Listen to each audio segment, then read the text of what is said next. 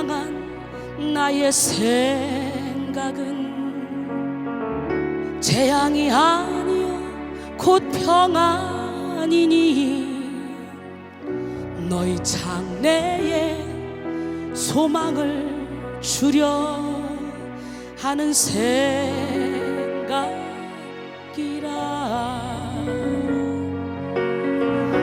하나님이 우리에게 주신 것은 두려워하는 마음 아니요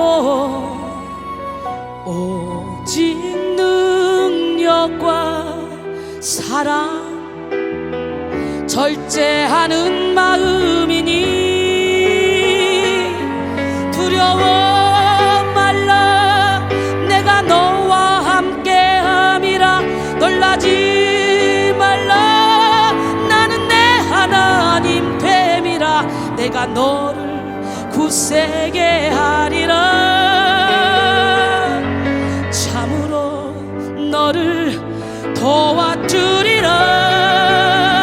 참으로 나의 의로운 오른손으로 너를 붙들리라. 너희를 향한 나의 생각은 재앙이 아니요 곧 평안이니 너희 장래에 소망을 주려 하는 생각이라.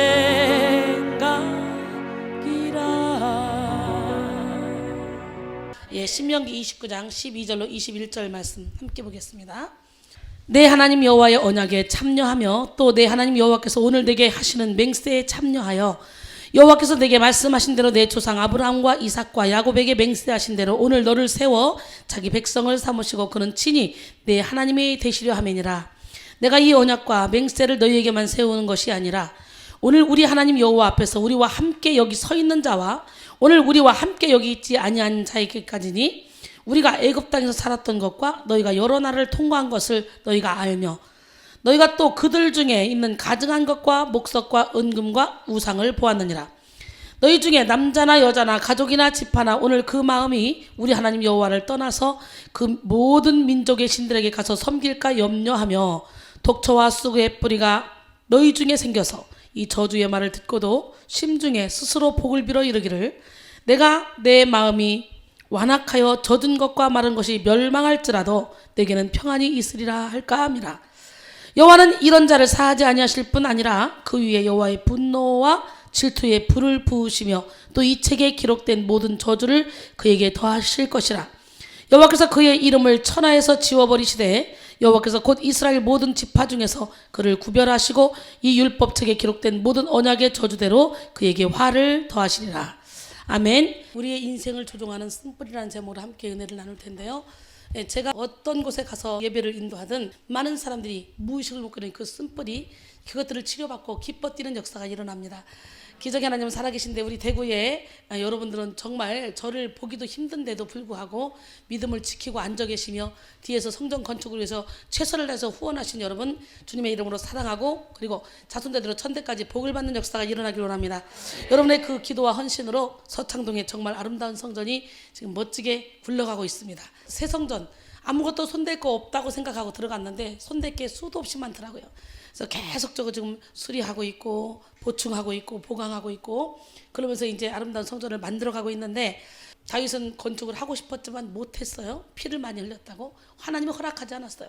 그러나 다윗이 모든 건축 재료를 준비하도록 하나님은 허락하셨고 설계도까지 다윗을 통해서 하나님이 다 만들게 하시고 그리고 솔로몬에게 그대로 넘겨주죠. 멋쟁이 하나님, 기적의 하나님, 능력의 하나님, 살아계신 하나님, 그 하나님이 우리에게 성전 건축을 허락하셔서 우리가 조금씩이나 모아서 이 아름다운 성전을 이루어간다는 거 정말 복받은 일인 줄 믿습니다. 계속해서 기도해 주시고 드디어 가나안 땅에 들어가서 정착하며 거기서 아름다운 성전, 내 것을 딱 만들게 하신 하나님, 그 하나님이 여러분에게 이제 가나안 땅의 축복을 허락할 줄로 믿습니다. 가나안 땅에 들어갔다고 해서 그냥 저절로 복이 굴러오는 게 아니에요. 일곱 족속과 싸워야 되겠죠. 난 여러분 모두가 다 살아계신 하나님, 멋쟁이 하나님, 기적의 하나님, 능력의 하나님, 그 하나님이 주시는 엄청난 축복을 다 받아 누리는 기적의 주인공이 되길 원합니다. 예, 영국 런던의 템스강 근처에 있는 재판소 뜰에는 유명한 포도나무 한 그루가 있습니다. 그 포도나무는 유난히 맛이 좋은 열매를 맺기 때문에 식물학자들이 그 포도를 종자로 해서 우수한 포도를 보급하려고 노력을 했습니다. 하지만 학자들은 다른 포도나무와 별다른 특징을 발견하지 못한 거예요. 다만 그 포도나무는 뿌리가 템스강 저 밑바닥에까지 뻗어 있을 뿐이었습니다. 말하자면 그 나무는 뿌리가 강 밑바닥에 뻗어 있었기 때문에 수분을 충분히 이게 빨아들일 수 있었고, 아울러 양분도 충분히 공급받아 영국에서 가장 맛있는 열매를 맺을 수 있었던 것입니다. 우리의 삶에 하나님이 기뻐하시는 열매를 맺기 위해서는 먼저 우리 속에 쓴뿌리를 제거해야 되겠죠. 그리고 건강한 뿌리를 가짐으로 말씀의 영양분을 듬뿍 빨아들여서 그 힘으로 열매 맺는 삶을 살아야 되겠죠. 할렐루야. 그러고서는 예수님께 뿌리를 깊이 내려야 되겠죠. 난 여러분 모두가 다 마치 포도나무가 저 템스강 밑바닥까지 뿌리를 깊이 내린 것처럼 여러분이 예수님께 뿌리를 깊이 내리셔서 아름다운 삶을 살기를 소원합니다. 예, 벌써 이 시작부터 은혜가 되지 않습니까? 예, 저는 매일매일 설교하면서 제가 제일 은혜를 많이 받아요. 미국의 존 홉킨스 대학의 교수요 외과 의사인 켈리 박사는요 전도자로도 유명합니다. 그런 양복에 늘 장미를 꽂고 다녔어요. 그 장미가 왜 그런지요 한참을 지나도 시들지를 않습니다. 언제나 금방 꺾어서 꽂은 것처럼요 아주 그냥 싱싱합니다. 참 사람들은 희한했습니다. 하루는 그래서 사람들이 물었죠. 어떻게 그 장미가 시들지 않습니까? 그랬더니 그가 양복 앞섭을 뒤집어 보였습니다. 그러자 그 섭의 밑바닥에는 조그만 물병 주머니가 따로 있었고 장미는 그 작은 물병에 꽂혀 있었습니다. 이때 그는 말하기를 우리 사람들이 시들지 않고 향기나는 인생을 살기 위해서는 삶의 뿌리를 언제나 그리스도에게 둬야 한다라고 말하면서 전도했다 그래요. 여러분의 삶의 뿌리를 언제나 그리스도께로 둬야 될 줄로 믿습니다. 여러분 우리의 인생에 쓴뿌리를 통해 들어온 이 사단이 조종하게 해서는 안 되겠죠. 근데 너무도 많은 사람들이 쓴뿌리를 통해 들어온 이 어둠의 영에게 우리의 인생을 지배당하고 그것이 나라고 생각하고 그리고 사탄에게 인생을 맡겨버립니다. 우리의 인생을 조종하는 쓴뿌리라는 제목으로 지금 말씀을 나누고 있는데 난 여러분 모두가 다 여러분의 인생을 쓴뿌리를 통해 들어온 사탄이 조종하는 것이 아니라 예수님이 조종하는 삶을 살기를 원합니다. 오직 하나님이 우리의 인생을 조종하실 수 있도록 우리의 의지를 하나님께 온전히 내어드려야 됩니다. 로마서 6장 13절로 14절 또한 너희 지체를 불의의 무기로 죄에게 내주지 말고 오직 너희 자신을 죽은 자 가운데서 다시 살아난 자 같이 하나님께 드리며 너희 지체를 의의 무기로 하나님께 드리라. 죄가 너희를 주장하지 못하리니 이는 너희가 법 아래에 있지 아니하고 은혜 아래에 있음이라 그랬어요. 우리 인생의 운전대를 우리가 잡기 때문에 우리 자신도 모르게 사탄의 조종을 받고 살아가는 거예요. 왜냐하면 아담과 하와의 범죄 이후에 인간은 모두 죄악 중에 태어났고 그렇기 때문에 저절로 사탄과 하나가 됐다는 거예요. 인간이 범죄한 후 사탄은 인간을 어둠의 나라로 끌고 가서 어둠으로 옷을 입히고 모든 생각, 마음, 입술까지 다 어둠으로 옷을 입혀버렸어요. 그래서 죄짓기 좋아하는 육체를 가진 인간으로 만들어버리고 말았습니다. 그래서 뭐래요? 시편 51편 5절이니까 내가 죄악 중에서 출생하였으며 어머니가 죄 중에서 나를 잉태하였나이다. 요한복음 8장 44절에 보니까 너희는 너희 아비 마귀에서 났으니 너희 아비의 욕심대로 너희도 행하고자 하느니라. 그는 처음부터 살인한 자요 진리가 그 속에 없으므로 진리에 서지 못하고 거짓을 말할 때마다 제 것으로 말하나니 이는 그가 거짓말쟁이요 거짓의 아비가 되었음이라. 그렇습니다. 그렇기 때문에 아예 대놓고 너는 거짓 아비 마귀에서 태어났다는 거예요. 그러기에 당연히 우리의 생각과 하나님의 생각은 다르다. 이걸 우리는 깨달아야 돼요. 믿으십니까? 그리고 여러분의 생각을 내려놓으시기 바랍니다. 큰 소리 답니다. 내 생각은 무조건 틀리다. 내 생각을 십자가에 못 박아야 됩니다. 그래서 우리의 모든 생각을 사로잡아 그리스도께로 향할 때 우리를 향해 오는 이 강력한 진들이 무너진다고 고린도서 10장 3절로 5절 말씀하시잖아요. 이사야 55장 6절로 9절 보면 너희는 여호와를 만날 만할 때 찾으라. 가까이 계실 때에 그를 부르라. 악인은 그 길을 불의한 자는 그 생각을 버리고 여호와께로 돌아오라. 그리하면 그가 긍휼히 여기시리라. 우리 하나님께로 돌아오라. 그가 너그럽게 용서하시리라. 이는 내 생각이 너희 생각과 다르며 내 길은 너희 길과 다름이니라. 여호와의 말씀이니라. 이는 하늘이 땅보다 높음 같이 내 길은 너희 길보다 높으며 내 생각은 너희 생각보다 높음이니라. 그랬어요. 그렇기 때문에 오늘 이 시간에 여러분의 모든 생각을 십자가에 못 박고 하나님의 생각을 알아야 되겠죠. 그러면 하나님의 생각을 알기 위해서는 어떻게 돼요? 하나님의 생각이 고스란히 담겨진 하나님의 말씀 가운데 거해야 되겠죠. 그래서 말씀이 가라면 가고 오라면 오고 서라면 서야 되는 거예요. 영적인 남자 잘 만나는 거 너무 중요해요. 그런데 어떤 사람을 따르야 되냐?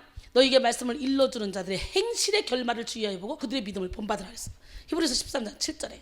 또 17절에 보니까 그들에게 순종하고 복종하라는 거예요. 그들은 마치 너희 자신을 위하여 자신들이 청산할 자처럼 기도한다는 거예요. 그러니까 즐거움으로 그들이 이 일을 하게 만들라는 거예요. 그렇다면 너에게 유익이 없다는 거예요. 그런데 우리가 순종하고 복종하라는 그 영적인 안내자들에게 순종하고 복종하라는 그 얘기는 어떤 자? 영적인 안내자라 할지라도 삶에서 열매가 있는 자, 그들의 믿음을 본받아야 되는 거예요. 잘못된 영적인 안내자를 따라가는 거 죄 없다고 하지 않습니다. 에스겔 14장 13절 이하에 보니까 이렇게 잘못된 사람을 따라가는 자까지도 멸망을 당할 것이고 그들의 자녀까지도 멸망을 당한다 그랬어요. 그렇기 때문에 우리는 영분별의 은사를 받아야 됩니다. 그래서 우리는 우리 인생의 운전대를 오직 주님께만 내어드려야 돼요. 그리고요, 영적인 안내자들이 저주의 말을 한다 그러면 그거는 사탄의 자녀입니다. 절대로 우리 하나님은 저주의 말을 하는 분이 아니에요. 예, 구약에는 그런 말도 많이 있었겠지만 신약에 와서는 예수님은 70번씩 7번이라도 용서하라 그랬고 끊임없이 용서하고 사랑하라 그랬고 원수까지도 사랑하라 그랬고 할렐루야. 그리고 예수님이 십자가에 못 박혀 죽은 것처럼 사랑하라 그랬어요. 그렇기 때문에 절대로 하나님의 사람은 저주의 말을 담을 수도 없고 할 수도 없고 원수까지도 사랑하는 거예요. 믿으십니까? 예, 제가 이렇게 오랜 세월 영성 훈련시키지만 내가 그 어느 누구에게 저주하는 말을 들어본 적 있어요, 여러분? 그렇기 때문에 진짜 훌륭한 영적인 안내자는 절대로 앞보다 뒤를 더 깨끗하게 한다는 걸 깨달아야 돼요. 뒤를. 왜? 하나님은 모든 사람이 구원에 이르기를 원한다 그랬거든요. 그러기에 훌륭한 영적인 안내자는 그가 아무리 잘못해도 끝까지 인내하고 참고 기다려서 품어서 그 사람도 하나님을 만나게 해주고 그 사람의 앞길을 인도하는 게 진짜 훌륭한 영적인 안내자지. 나한테 잘해주는 사람에게만 잘하고 나를 힘들게 하는 사람은 밟아버리라, 이런 말씀은 성경에 없습니다. 그래서 우리는 성경을 볼 때 통전적으로 봐야 돼요. 구약만 보면 그냥 이는 이르고 아파라 막 이러잖아요. 그래서 구약만 보면 큰일 나는 거예요. 그래서 구약만 믿는 사람들은 잔인하잖아요. 막 잔인하게 그냥 사람을 막 가차없이 죽여버리고자. 그래서 여러분 신약을 함께 읽어서 통전적으로 이해를 해야 돼, 성경을. 예, 한쪽만 보면, 신약만 보면 어떻게 은혜주의 빠져서 그래 내가 아무리 많이 죄를 져도 예수님만 믿으면 된다 했지. 그리고 지멋대로 살아갑니다. 근데 구약만 보면 또 율법을 지키지 않으면 나는 죽지. 그래서 또 율법을 지키려고 거기 따라가요. 그러다 보니까 이게 균형 잡힌 영성을 가질 수 없고, 주님이 뭐라고 말씀했냐? 진리를 하지 진리가 너희를 자유롭게 하리라. 우리가 진리 안에 거하면 자유로워지는데 자꾸 묶는 거예요. 우리 자신이 묶고 다른 사람이 묶고 또 자기들끼리 묶고, 그래서 계속 묶여 사는 거예요. 여러분, 묶는 것은 사탄의 속성이야. 하나님은 절대로 우리를 묶지 않아. 우리를 자유롭게. 그래서 인간에게 자유의지를 주신 거예요. 할렐루야. 예, 그래서 우리는 오늘 이 시간에 다시 여러분의 인생의 운전대가 혹시라도 여러분이 갖고 있었다. 그럼 여러분이 갖고 있는 거는 사탄의 사주를 받은 거나 마찬가지예요. 왜? 나를 믿을 수가 없어. 여러분 자신을 믿을 수 있습니까? 오죽하면 다윗도 그러잖아요. 하나님이여, 나를 살펴사 내 마음을 하시며 나를 시험하사 내 뜻을 아옵소서. 내게 무슨 악한 행위가 있나 보시고 나를 영원한 길로 인도하소서. 내 속에 정한 마음을 창조하시고 정직한 영을 새롭게 하소서. 이 얘기는 뭐예요? 내가 나를 모른다는 거예요. 무의식의 부분을 다윗이 인정한 거예요. 그래서 내적 치유가 필요한 거예요. 우리의 생각을 믿지 말고 오직 말씀을 믿음으로 오직 주님만이 우리 인생의 주인이 되시도록 하면 우리는 진리 안의 자유 가운데 거하게 됩니다. 그 일을 위해서 우리는 영성 훈련을 받고 있는 거예요. 인간의 마음을 네 가지 영역으로 구분할 수 있는데요, 내가 알고 남도 알 수 있는 부분. 참 나 똑똑해. 남들도 볼 때 야 너 정말 똑똑해. 아 참 나는 재능이 많아. 남들 볼 때 야 너는 진짜 재능이 많아. 이것처럼 나도 알고 남도 아는 부분. 그 다음에 나만 알고 남은 모르는 부분. 그렇죠? 가시게 옷을 쫙 입고 있으면 내가 추악한 마음을 갖고 있으면서도 겉으로 아닌 척하고 웃고 있으면 남은 그냥 웃네 하고 모를 수 있어요. 나만 알고. 이렇게 나만 알고 남이 모르는 그런 부분이 있는가 하면, 나는 모르는데 다른 사람이 아는 부분이 있죠. 자기는 잘한다고 막 하는데 남들이 보면 저거 엉망진창이야. 아니야. 나는 막 잘한다는 거예요. 나는 몰라. 내가 지금 하는 게 정석으로 가고 있다고 생각하는 거예요. 남들 볼 때는 어떻게 저렇게 살 수 있냐? 이런 거지. 그러니까 나는 모르는데 다른 사람이 아는 부분. 그래서 우리는 어떻게 해요? 당나귀의 입술을 통해서도 말씀하시는 하나님 앞에 여러분 삶을 내어드려야 됩니다. 때로는 인생 막대기로, 때로는 사람 채찍으로, 하나님께서 훈련시키는 그런 영혼이 돼야 됩니다. 왜? 하나님이 사랑하는 자는 그렇게라도 훈련을 시키는 거예요. 그런데 네 번째는 뭐냐? 나도 모르고 남도 모르는 부분이 있죠. 이것이 가장 무서운 겁니다. 여러분 제가 항상 얘기하죠. 알고 잘못했으면 고칠 수 있잖아. 아, 내가 이거 잘못했네. 아, 이거 고쳐야 되겠네. 그런데 무의식 중에 불떡불떡 혈기를 내고 그냥 아무 데서나 되게 박아버리고, 그리고는 자기도 모르게 그냥 막 욕심을 부리고, 그리고 너 왜 그랬어 막 야단치면 그때서 미안해요. 근데 그 미안해요가 진심으로 미안해요가 아니에요. 그런 사람들은 그냥 형식적으로 미안해요 합니다. 그리고 똑같은 행동을 계속하죠. 이게요, 시한폭탄을 안고 있는 사람들이에요. 그래서 제가 항상 그랬잖아. 훈련을 시키다가 잘못을 지적했을 때, 아, 이게 잘못이군요 깨닫는 사람은요, 저는 더 이상 묻지 않습니다. 근데 문제는요, 못 깨달아. 그러니까 1000번, 1000번, 100번 우려먹는 거예요. 내가 깨닫게 하려고. 근데 듣고 깨달으려고 하기보다는 억울하기만 한 거예요. 여러분, 나도 모르고 남도 모르는 부분, 이것이 가장 중요하게 다루는 부분입니다. 이것이 바로 뭐냐? 인간의 잠재의식이라고 말할 수 있죠. 인간의 잠재의식이 중요한 이유는 이 잠재의식 속에 쓴뿌리가 우리를 조종해서 우리도 모르는 사이에 인생을 파멸로 끌고 가기 때문에. 그래서 내가 알면서 실수를 했다 그러면 잘못했다고 회개하고, 잘못했다고 미안하다고 하고, 그리고 고치면 돼. 근데 매일 여러분은 뭐예요? 잘못해놓고 어머 그러고 일단은 변명하기 바쁘죠. 난 몰랐어요. 내 생각은 아니에요. 내 뜻은 아니에요. 그러니까 왜 그랬냐고 야단치면 나는 아닌데요, 내 마음은 아닌데요, 그러고 팍팍 우기는 거지. 이렇게 우기면 그 안에 쓴뿌리는 계속적으로 더 키워지는 거예요. 그래서 계속 자기 변명하기에 바쁩니다. 오늘 자기 변호사를 십자가에 못 박길 원합니다. 왜냐면 내가 한 행동은 내 의지를 빼앗겼기 때문에 한 거지. 내 생각은 그게 아니었다. 내 생각은 아닌데 내 무의식은 그거였어. 진짜 나는 그거였다는 거예요. 진짜 나는 툭툭 튀어나오는 거, 그게 나야. 속사람. 여러분 지금 겉으로는 막 눌러서 아닌 척하고 가면을 쓰지만 순간순간 나도 모르게 팍팍팍 튀어나오는 그게 나라는 걸 빨리 알고, 이 심각성을 알고 빨리 고치려고 노력해야 되는데 그걸 자꾸 포장을 하는 거예요. 포장. 그러니까 변화가 안 되는 거예요. 그러니까 고쳐지지 않는 거예요. 내가 이런 설교를 수천 수억만 번도 더 하는데 엄청난 게 귀한 설교 아닙니까? 얼마나 좋은 설교입니까? 무의식을 묶고 있는 결박을 풀어내는 거, 이게 가장 중요한 건데, 말씀의 빛이 비춰지면 죄가 살아나잖아요. 말씀의 빛을 통해 여러분 자신을 적나라하게 볼 수 있어야 돼요. 그래야 묶였던 것이 풀리는 역사가 일어나. 여러분 모두가 다 이 잠재의식 속에 있는 이 쓴뿌리를 제거하시기 바랍니다. 미국 캘리포니아주의 어느 지방에서 나이가 수백 년이 된 한 나무가 마침내 쓰러졌어요. 식물학자들이 그 나무를 잘라서 분석해 봤는데 놀라운 사실이 발견됐어요. 나무의 속을 살펴보니까 나이를 알려주는 나이대뿐만 아니라 산불로 인해서 나무가 입었던 상처의 흔적까지 아주 정확하게 기록되어 있다는 거예요. 인간의 내면도 마찬가지입니다. 인간의 기억장치 중 오직 30%만이 의식할 수 있고요, 나머지 70%는 잠재의식 속에 저장되어 있다는 거예요. 의식하고 있는 우리의 기억 속에는 사라졌지만 나도 모르는 잠재의식 속에 남아있는 이 수많은 상처의 기억들이요, 우리 인생을 고통과 파멸로 이끌어갑니다. 그런데 중요한 것은요, 인간의 성격을 형성하는데 영향을 주는 것이 바로 이 70% 이상이 되는 이 잠재의식이라는 거예요. 우리의 잘못된 성격 그리고 부정적 삶의 태도를 변화시키기 위해서 우리는 잠재의식 속의 상처, 그 쓴뿌리를 반드시 해결받아야만 합니다. 잠재의식이란 과거의 상처 그 이전의 모태에서부터 형성이 됩니다. 따라서 이 영역은 우리가 의식적으로 경험했던 그 이외의 수많은 것을 포함하기 때문에 오직 하나님만이 치료하실 수 있음을 기억해야 된다는 거예요. 여러분, 아담과 하와가 범죄 이후에 원죄가 생겼죠. 원죄로 인해서 쫓겨나면서 원상한 마음이 생겼어요. 그래서 그들로 인해서 태어난 우리 후손들은 저절로 원죄와 원상한 마음을 안고 태어나, 엄마 모태에서부터. 그렇기 때문에 상처가 없는 사람은 아무리 빡빡 떼타올러 문질러도 관계없어, 더 반질반질해. 그러나 조금이라도 상처가 있으면 물만 묻혀도 골마버리는 거예요. 아픈 거예요. 고통스러운 거예요. 그래서 상처가 많은 사람은 그냥 아무것도 아닌 말에도 그냥 팡 튀고 상처를 받습니다. 그러나 상처가 없는 사람은 아무리 큰 상처가 와도 그냥 별로 뭐 상처받을 일이 아니네, 그걸 밀어내는 거예요. 난 여러분 모두가 다 내면이 강건하기를 원합니다. 그 상처, 이게 막 올라오는 거예요. 팍 쓴뿌리가 다 고쳐졌다고 생각하지만 그게 올라오는 거예요. 그래서 오늘 이 시간에 잠재의식 속에 나도 모르고 남도 모르는 그 부분, 오늘 이 시간에 다 해결받아야 돼요. 기적의 하나님은 누구 하나님? 진짜. 그래서요, 우리는 오늘 이 시간에 철저히 자기 자신을 말씀의 거울로 비춰서 볼 줄 알아야 될 줄 믿습니다. 한 남자와 여자가 사랑하게 됐습니다.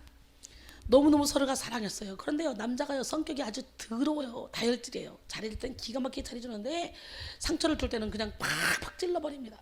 여자는 너무너무 고통스럽습니다. 그래서 여자가 한 번은 하소연을 했습니다. 난 너를 너무너무 좋아하는데 너가 찌르는 그것 때문에 너무 고통스럽고 아프다. 이제 좀 안 찔러주면 안 되겠냐? 그리고 심각하게 말을 했습니다. 어느 날 이 남자가 확 깨달았어요. 아, 그렇구나. 힘들겠구나. 그래, 내가 지금부터는 결단하리라. 상처를 주지 않기로. 만약에 상처를 주면 내가 내 방에 못을 하나씩 박으리라. 그리고 상처를 줄 때마다 집에 와서 못을 하나씩 박았어요.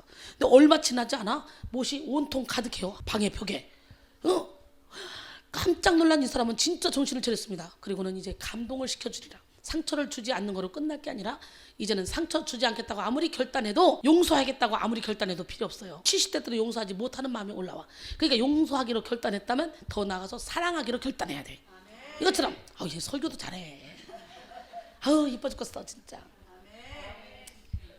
상처를 주지 않겠다고 결단했을 때는 나도 모르게 상처를 줘서 못을 박았잖아. 이제는 그게 아니라 감동을 주기로 결단한 거예요. 상처를 주지 않겠다는 결단으로 이건 안 되는구나. 이제는 내가 감동을 줘서 깜짝깜짝 놀래게 감동을 줘야지. 그리고 감동을 줄 때마다, 한 번 줄 때마다 이 못을 빼야지. 오랜 세월에 걸쳐서 감동을 주면서 그 못을 다 빼는데요, 한 개가 남았습니다. 이야, 저 마지막 한 개 못을 뺀 다음에 청혼을 하리라. 그리고는 흥분된 마음으로 마지막 한 개를 뺐습니다. 그리고 내일 만나자. 그리고는 반지를 사고 꽃다발을 사고 이제 청혼할 생각으로 탁 만남의 장소로 갔습니다. 근데 이게 웬일입니까? 여자가 말합니다. 난 더 이상 당신하고 사귈 수가 없어요.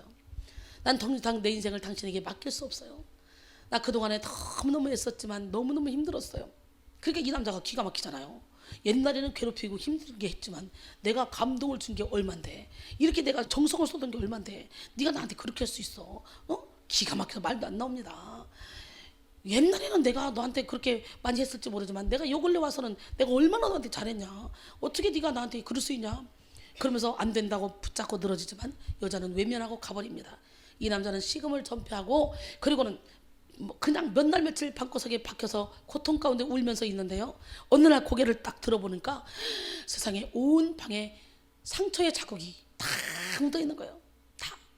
나무들이 나이테뿐만 아니라 산불에 탄 거, 거센 비바람에 흔들렸던 거, 이것까지 다 기록되어 있는 것처럼 이 흔적이 있는 거예요. 흔적. 깜짝 놀래 쳐다보면서, 그렇구나, 내가 못을 받고 감동을 주고 못을 뺐지만 그 자리에는 흔적이 남았구나. 상처의 흔적.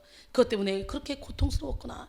이걸 깨닫고 도저히 그 여자를 용서할 수 없다고 이를 악물면서 원수같이 생각했는데 용서하는 마음이 딱 생기고 불쌍한 마음이 딱 생기더라는 거예요. 그러니까 자유해지더라는 거예요. 깨닫는 게 은혜인 줄 믿습니다. 깨달아지면 태산 같은 문제도 아무것도 아닙니다. 영성 훈련은 나 죽이기야. 우리는 먼저 우리 자신을 알아야 됩니다. 예? 영성 훈련은 뭡니까? 나를 찾아가는 거예요. 내 잘못된 거짓 자아를 다 죽여버리고 진짜 나, 하나님의 형상을 가진 나를 찾아가는 것입니다. 시편 139편 1절로 4절, 여호와여 주께서 나를 살펴보셨으므로 나를 아시나이다.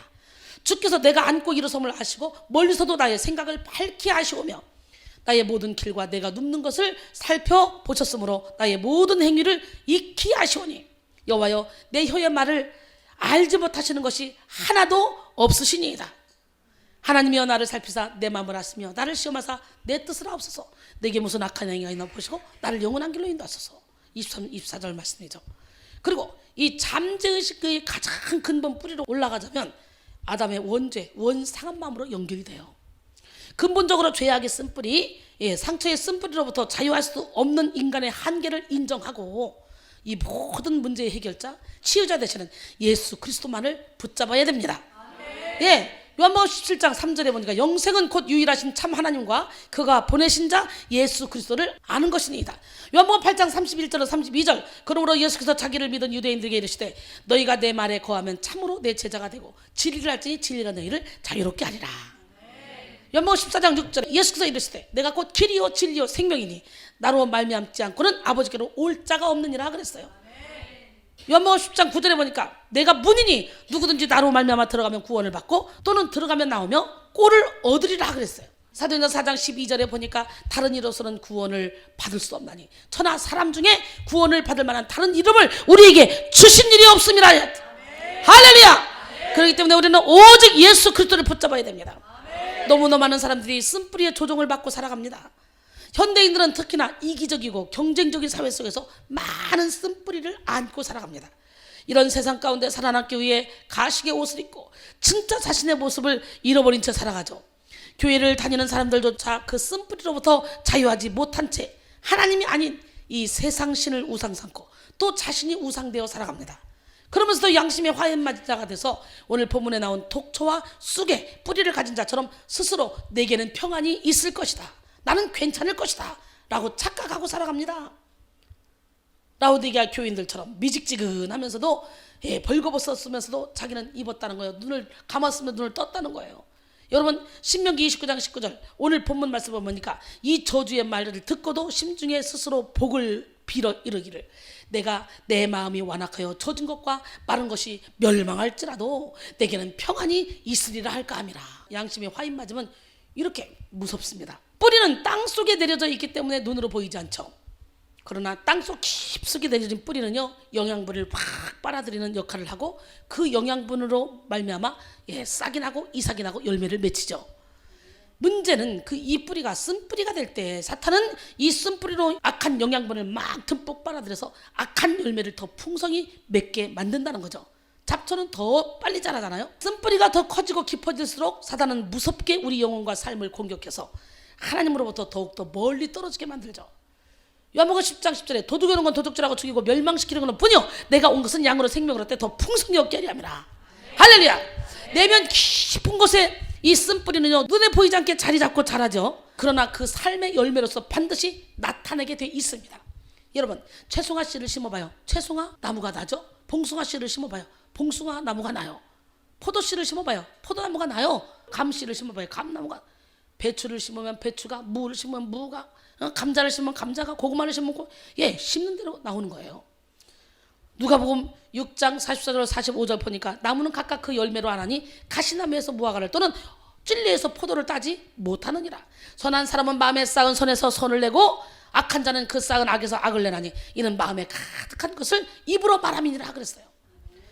정작 쓴뿌리를 안고 있는 본인은 모를 수 있지만 자신도 모르게 이 쏟아내는 쓴뿌리로 인해서 그 주변의 사람들은 이미 더럽혀지고 괴로움을 당하고 있을 것입니다. 정작 쓴뿌리가 있는 사람은 자기는 모를 수 있어요. 나를 통해 이 파편이 이렇게 나가서 사람들을 더럽게 하고 괴롭게 하는지 모를 수 있다니까. 그래서 난 여러분 모두가 다 이 쓴뿌리를 제거해서 선한 영향력을 끼치길 바랍니다. 정신분석가들은 쓴뿌리의 원인을 유년기의 상처, 마음속의 어린아이, 심리적 갈등 그런 것으로 분석하고 있습니다. 그러기에 이 쓴뿌리의 문제는 생각보다 아주 심각하죠. 가식의 옷을 입고 웃으며 상대를 대해도 그 말투와 행동 속에 독이 묻어나갑니다. 쓴뿌리 오늘 참 그거는 영적인 암이야. 오늘 예수 이름으로 다시 치료받아야 돼. 이 쓴뿌리 설교는 100번, 1000번, 10,000번 들어도 우리는 계속 들어야 돼. 계속 내적 치유를 계속 받아야 돼. 무의식을 먹고 있는 결박들 어마어마해.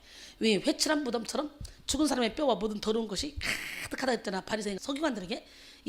그래서 이 무덤을 제끼면요 이 안에 어마어마한 것들이 계속 올라와. 계속 한도 끝도 없이 올라와. 이거 싹 치료받고 그리고 예수의 영으로 하나님의 그 능력으로 은혜와 진리로 가득 채워야 됩니다. 그럴 때요 툭 찔러면 축복의 말, 툭 찔러면 하나님의 말씀, 툭 찔러면 사랑의 말, 눈빛만 봐도 막 사랑의 하트가 퍽퍽퍽 나가게 이렇게 살아야 될 거 아니에요? 그러다 보면 어떻게? 베드로의 그림자만 밟아도 바울의 손수건만 만져도 앞치마만 만져도 귀신도 나고 병이 고쳐진 것처럼 그렇게 인생을 멋지게 살아갈 수 있는 거예요. 제가 그렇게 살고 있잖아요. 그러니까 제가 이렇게 당당하잖아요. 기적의 하나님 누구 하나님? 진짜 가식의 옷을 입고 눕고 있다고 해도 그 마음이 참 쓴뿌리로 가득 찬 사람은 거기서 독이 나온다는 걸 알아야 돼요. 그래서 하나님과의 관계, 이웃과의 관계를 바로 세우기 위해서는 반드시 내면의 쓴뿌리를 해결받아야만 합니다. 그렇지 않으면 어떤 역사가 일어나? 시편 140편 3절에 보니까 뱀같이 그 혀를 날카롭게 하니 그 입술 아래에는 독사의 독이 있나이다. 그렇기 때문에 여러분 자신을 잘 봐. 비아냥거리고 그리고 겉으로는 웃으면서 말을 하는데 비입이 꽈버리고 차라리 혈기 내는 게 차라리 나아. 혈기를 안 내는 것 같이 하면서 자기를 꾹꾹꾹 누르면서 그냥 싹싹 웃으면서 돌려치기 하는 거. 이거 사람 더 죽이는 거 이거. 우리 하나님은 누구 하나님? 쓴뿌리가 많은 사람들의 특징 중 하나가 뭐냐? 자기 합리화입니다. 그들은 자신의 상처에 갇혀서 늘 자기 중심적인 틀로 남들을 판단하며 살아갑니다. 잘못했을 때 자기 합리화시키느라고 바쁩니다. 제가 그러죠. 잘못했을 때 내가 그런 이상한 행동을 했으면 일단은 잘못했습니다. 내가 나도 모르게 의지를 빼앗겼네요. 내 내면이 아직 연약한가 봐요. 정말 죄송합니다. 다음부터 조심하겠습니다. 그러면 될 텐데 박박 우기는 거예요. 나는 그런 생각이 아니었고 그런 뜻이 아니었고 나는 그럴 마음이 없었고 쟤 때문에 그리고 다 환경 탓으로 돌리는 사람 못 고칩니다. 그래서 내가 그때 맨날 그런 사람을 보고 아담님 안녕하세요, 하와님 안녕하세요, 가인님 안녕하세요. 누구도 가인님, 아담님, 하와님이 되지 않기를 원합니다. 예, 우리 하나님 멋쟁이 하나님, 기적의 하나님 살아계신데 성경에 나타난 인물 중 쓴뿌리 인물로 요나가 있죠. 자신을 시원하게 보필하던 박넝쿨이 사라진 요나는요 하나님께 화를 냅니다. 하나님께서는 그런 그에게 말씀하십니다. 요나서 4장 9절에 하나님이 요나에게 이르시되 내가 이 박넝쿨로 말미암아 성내는 것이 어찌 옳으냐 하시니 그가 대답하되 내가 성내어 죽기까지 할지라도 옳으니이다. 야, 성내어 죽기까지 할지라도 박넝쿨이 이 말라버린 것 때문에 화내는 거는 옳은 일이라는 거예요. 야, 너는 하루 있다가 없어지는 박넝쿨이 마르는 것도 이렇게 억울해하면서 야, 이 니느웨 백성 분별하지 못하는 이 니느웨 백성이 얼마나 하냐, 그들을 아끼는 것이 내가 당연한 거 아니냐, 이렇게 하나님 말씀하시죠. 근데 이렇게 요나 좀 보세요. 내가 분통 터져서 죽는다 할지라도 나는 억울합니다. 이겁니다. 지금 쓴뿌리가 많은 사람들은 자기 연민에 빠져서 자신이 세상에서 가장 고통스럽고 불쌍한 사람이라고 생각합니다. 그들은 매사에 자신을 보호하기 위해 변명하죠. 그러나 이런 생각과 태도를 버리지 않으면 결코 쓴뿌리의 문제를 해결받을 수 없습니다. 여러분, 자신 속의 쓴뿌리에게 자기 연민을 느껴서 변명하지 마십시오. 변호사를 두지 마십시오. 오늘날 많은 사람들이요 자신의 행동에 대해서 변명하기에 바쁩니다. 더 나아가 자신의 생각까지도 변명하느라고 바쁩니다. 이 변호사를 예수 이름으로 몰아내야 돼요. 응? 여러분, 자신 속에 쓴뿌리를 인정하고 고치려고 노력해야지 고쳐지는 거지. 자꾸 변명하면 우리를 노예로 삼아버리고 쓴뿌리를 통해서 들어오는 사탄이 우리를 어떻게 조종한다는 거지. 그래서 우리가 쓴뿌리의 노예가 된다는 사실을 기억하시고 죄와 싸우기를, 피 흘리기까지 싸우기를 바랍니다. 쓴뿌리는 우왕청심환을 먹듯이 잠깐 하나님을 찾는다고 해서 제거되는 것이 아닙니다. 흔히 사람들은 하나님을 찾다가 상황이 조금 좋아지고 조금 숨통이 트이면 또다시 육신의 정욕, 안목의 정욕, 이생의 자랑의 양분으로 남아있는 그런 잔뿌리에 막 밥을 주기 시작하죠. 우리는 이 쓴뿌리의 잔털까지 다 제거하기 위해서 마음가짐을 찢어야만 됩니다. 해산의 고통을 감수해야 됩니다. 예레미야 4장 4절에 유다인과 예루살렘 주민들아, 너희는 스스로 할 일을 행하여 너희 마음가짐을 베고 나 여호와께 속하라. 그리하지 않으면 너희 악행으로 말미암아 나의 분노가 불같이 일어나 사르리니 그것을 끌 자가 없으리라. 이렇게 우리가 마음가짐을 베고 여호와께 속하지 않으면 저절로 우리는 죄악 중에 태어났기 때문에 악을 행할 수밖에 없고 그 악행으로 말미암아 하나님의 분노가 불같이 일어날 때 그거를 끌 자가 없다는 거예요. 예레미야 48장 10절에 보니까 여호와의 일을 게을리하는 자는 저주를 받을 것이요 자기 칼을 금하여 피를 흘리지 아니하는 자도 저주를 받을 것이로다 그랬어요. 여호와의 일을 게을리하는 자는 저주를 받는다. 이건 뭔 말인지 알죠? 근데 자기 칼을 금하여 피를 흘리지 않는 자, 이 사람도 저주를 받을 것이다. 이건 뭔 말입니까? 이것은 뭐냐면 하나님이 주시는 말씀의 검을 갖고 있으면서도 죄와 싸우기를 피 흘리기까지 하지 않으면 저주를 받는다는 거예요. 그렇기 때문에 나는 여러분 모두가 다 하나님의 말씀의 검으로 아프지만 가지치기 다 하시고 하나님이 기뻐하지 않는 거 다 가지치기 하시고 말씀을 듣다가 내면의 결박이 풀어지는 거예요. 무의식을 묶이는 결박이 풀어지는 거예요. 이거 엄청난 축복이죠. 이것이 깨달아져야 돼요. 오늘도. 할렐루야. 히브리서 12장 4절에 보니까 너희가 죄와 싸우되 아직 피 흘리기까지는 대항하지 아니하고 그래요. 우리는 피 흘리기까지 싸워야 돼요. 자기 보호와 변명이 올라올 때 십자가를 기억합시다. 십자가에 달리신 예수님을 만날 때 모든 변명은 떠나가게 됩니다. 우리는 그 앞에서 아무런 할 말 없는 추악한 죄인일 뿐입니다. 히브리서 12장 2절에 믿음의 주요 또 온전케 하신 이인 예수를 바라보자. 그는 그 앞에 있는 기쁨을 위하여 십자가를 참으사 부끄러움을 개의치 아니하시더니 하나님 보좌 우편에 앉으셨느니라 그랬어요. 쓴뿌리는 오직 예수 그리스도의 십자가 아래서만 해결될 수가 있습니다. 이사야 53장 5절에 그가 찔림은 우리의 허물 때문이요 그가 상함은 우리의 죄악 때문이라. 그가 징계를 받음으로 우리가 평안을 주고 그가 채찍에 맞음으로 우리는 나음을 받았다 그랬어요. 오늘 이 시간 말씀을 나눌 때 우리의 깊은 내면을 치료하시는 하나님을 만나서 쓴뿌리를 완전히 제거하는 기적의 시간이 되길 원해요. 네, 예수님께서 이 땅에 오셔서 행하셨던 중요한 사역은 천국 복음을 전파하고 모든 병든 자를 고치고 귀신을 쫓아내는 그런 일이었죠.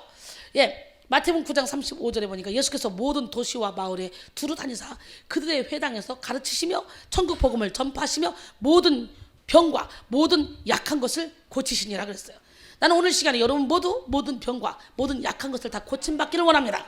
나는 비록 약하나 내 안에 계신 주님은 강하기 때문에 나를 통해 일하실 그 주님을 기대하며 멋지고 아름다운 인생을 살아가길 원합니다. 여러분이 백성 교인이 됐다, 여러분이 영혼의 쌤 단원 중에 일원이 되었다, 그렇다는 것은 여러분 안에 지금 손 안에 하나님 세계를 쥐어줬다는 거예요. 우리는 시시때때로 세계로 나가잖아요.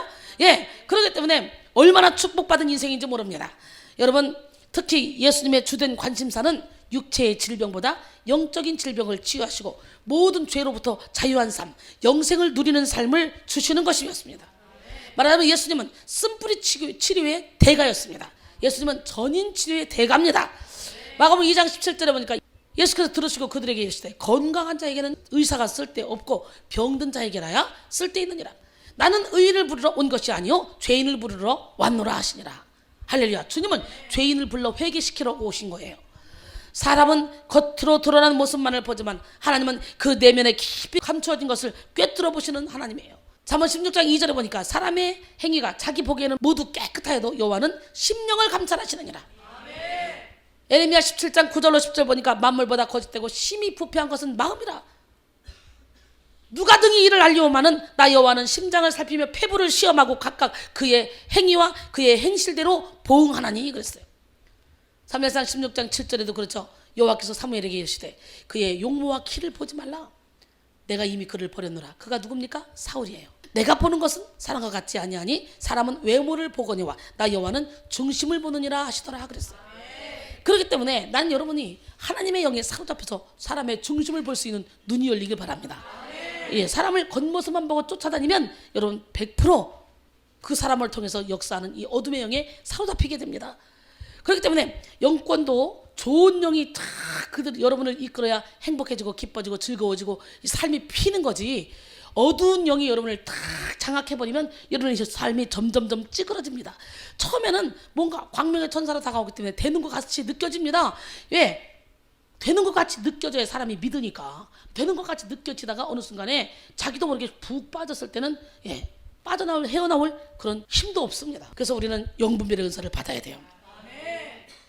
우리 영혼이 참 행복과 자유를 누리기 위해서는 심히 부패한 우리 마음의 깊은 곳까지 치유받고 정결함을 덧입어야 됩니다. 겉으로 보기에는 참으로 모범적인 신앙인들도 사실 그들 자신도 모르는 내면의 우울함, 죄의식, 두려움, 분노 등 내면의 수많은 아픔과 갈등을 지닌 사람들이 많이 있죠. 그들은 분명 하나님의 은혜를 경험한 자들이지만 아직 내면 깊은 곳의 상처와 쓴뿌리를 해결받지 못했기 때문에 그래요. 본문으로 돌아가 보면 이 배경은 모세의 고별 설교 세 번째 나타난 모압 평지 언약을 강론하는 장면입니다. 이스라엘 백성들이 모압 평지에 모인 이유는 여호와의 언약에 참여하기 위해서였습니다. 신명기 29장 12절로 본 본문 말씀, 내 하나님 여호와의 언약에 참여하며 또 내 하나님 여호와께서 오늘 내게 하시는 맹세에 참여하여 그랬어요. 이 구절에 여호와의 언약에 참여하며와 맹세에 참여하여라는 말이 나란히 기록되어 있는데, 여기서 맹세라는 말은 저주라는 의미로 사용되었습니다. 여기서 이렇게 언약과 저주를 함께 둔 이유는 언약 백성으로서의 의무를 행하지 않을 때 받게 될 저주에 대해서 명시해 둔 것입니다. 본문 20절로 21절 보니까 여호와는 이런 자를 사하지 않으실 뿐 아니라 그 위에 여호와의 분노와 질투의 불을 부으시며 또 이 책에 기록된 모든 저주를 그에게 더하실 것이라. 여호와께서 그의 이름을 천하에서 지워버리시되 여호와께서 곧 이스라엘 모든 지파 중에서 그를 구별하시고 이 율법책에 기록된 모든 언약의 저주대로 그에게 화를 더하시리라. 무섭죠? 그래서 신약이 생기고 예수님이 생긴 게 우리에게는 얼마나 감사한지 몰라요. 구약만 붙잡고 있으면 진짜 무섭습니다. 여러분, 신명기 29장 13절로 15절 보니까 여호와께서 내게 말씀하신 대로 또 내 조상 아브라함과 이삭과 야곱에게 맹세하신 대로 오늘 너를 세워 자기 백성을 삼으시고 그는 친히 내 하나님이 되시려 함이니라. 내가 이 언약과 맹세를 너희에게만 세우는 것이 아니라 오늘 우리 하나님 여호와 앞에서 우리와 함께 여기 서 있는 자와 오늘 우리와 함께 여기 있지 아니한 자에게까지니 그랬어요. 여기서 강조된 오늘이라는 이 시점은 과거와 현재를 포괄하여 영원 불변하는 하나님의 언약을 나타내고 있습니다. 모세는 이 언약이 이스라엘 백성들에게만 국한되는 것이 아님을 말하고 있는 거예요. 당시 그곳에 있지 아니하는 자들까지도 이 언약이 주어진다는 사실을 나타내고 있는 거예요. 시대와 민족을 초월하여 이 언약은 우리에게도 적용되어 신약을 지나 오늘까지도 유효합니다. 그리고 우리는 이 언약을 그리스도를 통하여 얻게 됩니다. 히브리서 13장 8절에 보니까 예수 그리스도는 어제나 오늘이나 영원토록 동일하시니라. 디도서 2장 14절에 보니까 그가 우리를 대신하여 자신을 주심은 모든 불법에서 우리를 속량하시고 아멘. 우리를 깨끗하게 하사 선한 일을 열심히 하는 자기 백성이 되게 하려 하심이라 그랬어요. 난 여러분 모두가 다 선한 일을 열심히 하는 하나님의 백성이 되기를 소원합니다. 또한 본문 16절을 보면요, 하나님께서 불변한 언약을 세우셨고 그들의 하나님이 되셔서 여러 나라를 통과하게 하셨다고 말하죠. 본문 16절에 보면 우리가 애굽 땅에서 살았던 것과 너희가 여러 나라를 통과한 것을 너희가 알며 이렇게 말하고 있습니다. 하나님은 이처럼 애굽에서 종살이하던 이스라엘이 자유를 얻어서 탈출하게 된 것을 상기시킵니다. 아무도 이스라엘을 돌보지 않을 때 하나님은 학대와 멸시와 비참한 생활 가운데 눈물로 부르짖는 그들을 들으셨습니다. 그럼에도 불구하고 이스라엘 백성들은 하나님이 가장 싫어하는 우상 숭배를 버리지 못했어요. 오늘 본문 17절에 보니까 너희가 또 그들 중에 가증한 것과 목석과 은근과 우상을 보았느니라 그랬어요. 우상으로 번역된 길놀레헴은 이거는요 물건 덩어리라는 의미가 담겨 있습니다. 숨어 있어요. 하나님이 보시기에는 아무것도 할 수 없는 물건 덩어리에 불과한 우상과 하나님을 바꿨다는 거예요. 18절 보니까 너희 중에 남자나 여자나 가족이나 집하나 오늘 그 마음이 우리 하나님 여호와를 떠나서 그 모든 민족의 신들에게 가서 섬길까 염려하며 독초와 쑥의 뿌리가 너희 중에 생겨서 이렇게 말하죠. 결국 이 우상 숭배는 마음에 독초와 쓴뿌리를 생기게 한다는 거예요. 마음속에 쓴뿌리를 만들어냈다는 거예요. 이 우상 숭배가.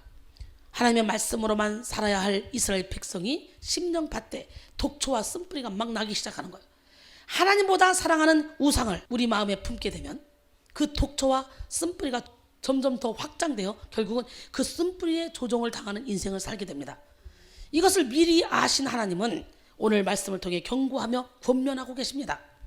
이스라엘이 쓴뿌리의 열매를 맺게 하지 않기 위해 엄중하게 경고하고 계십니다.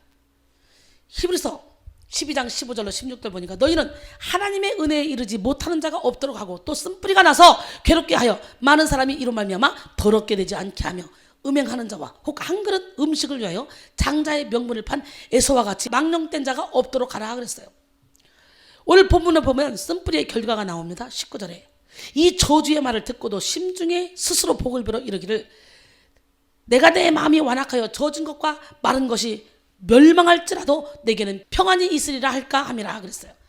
스스로 자기 연민을 느끼고 합리화하며 자신을 위로한다는 것입니다.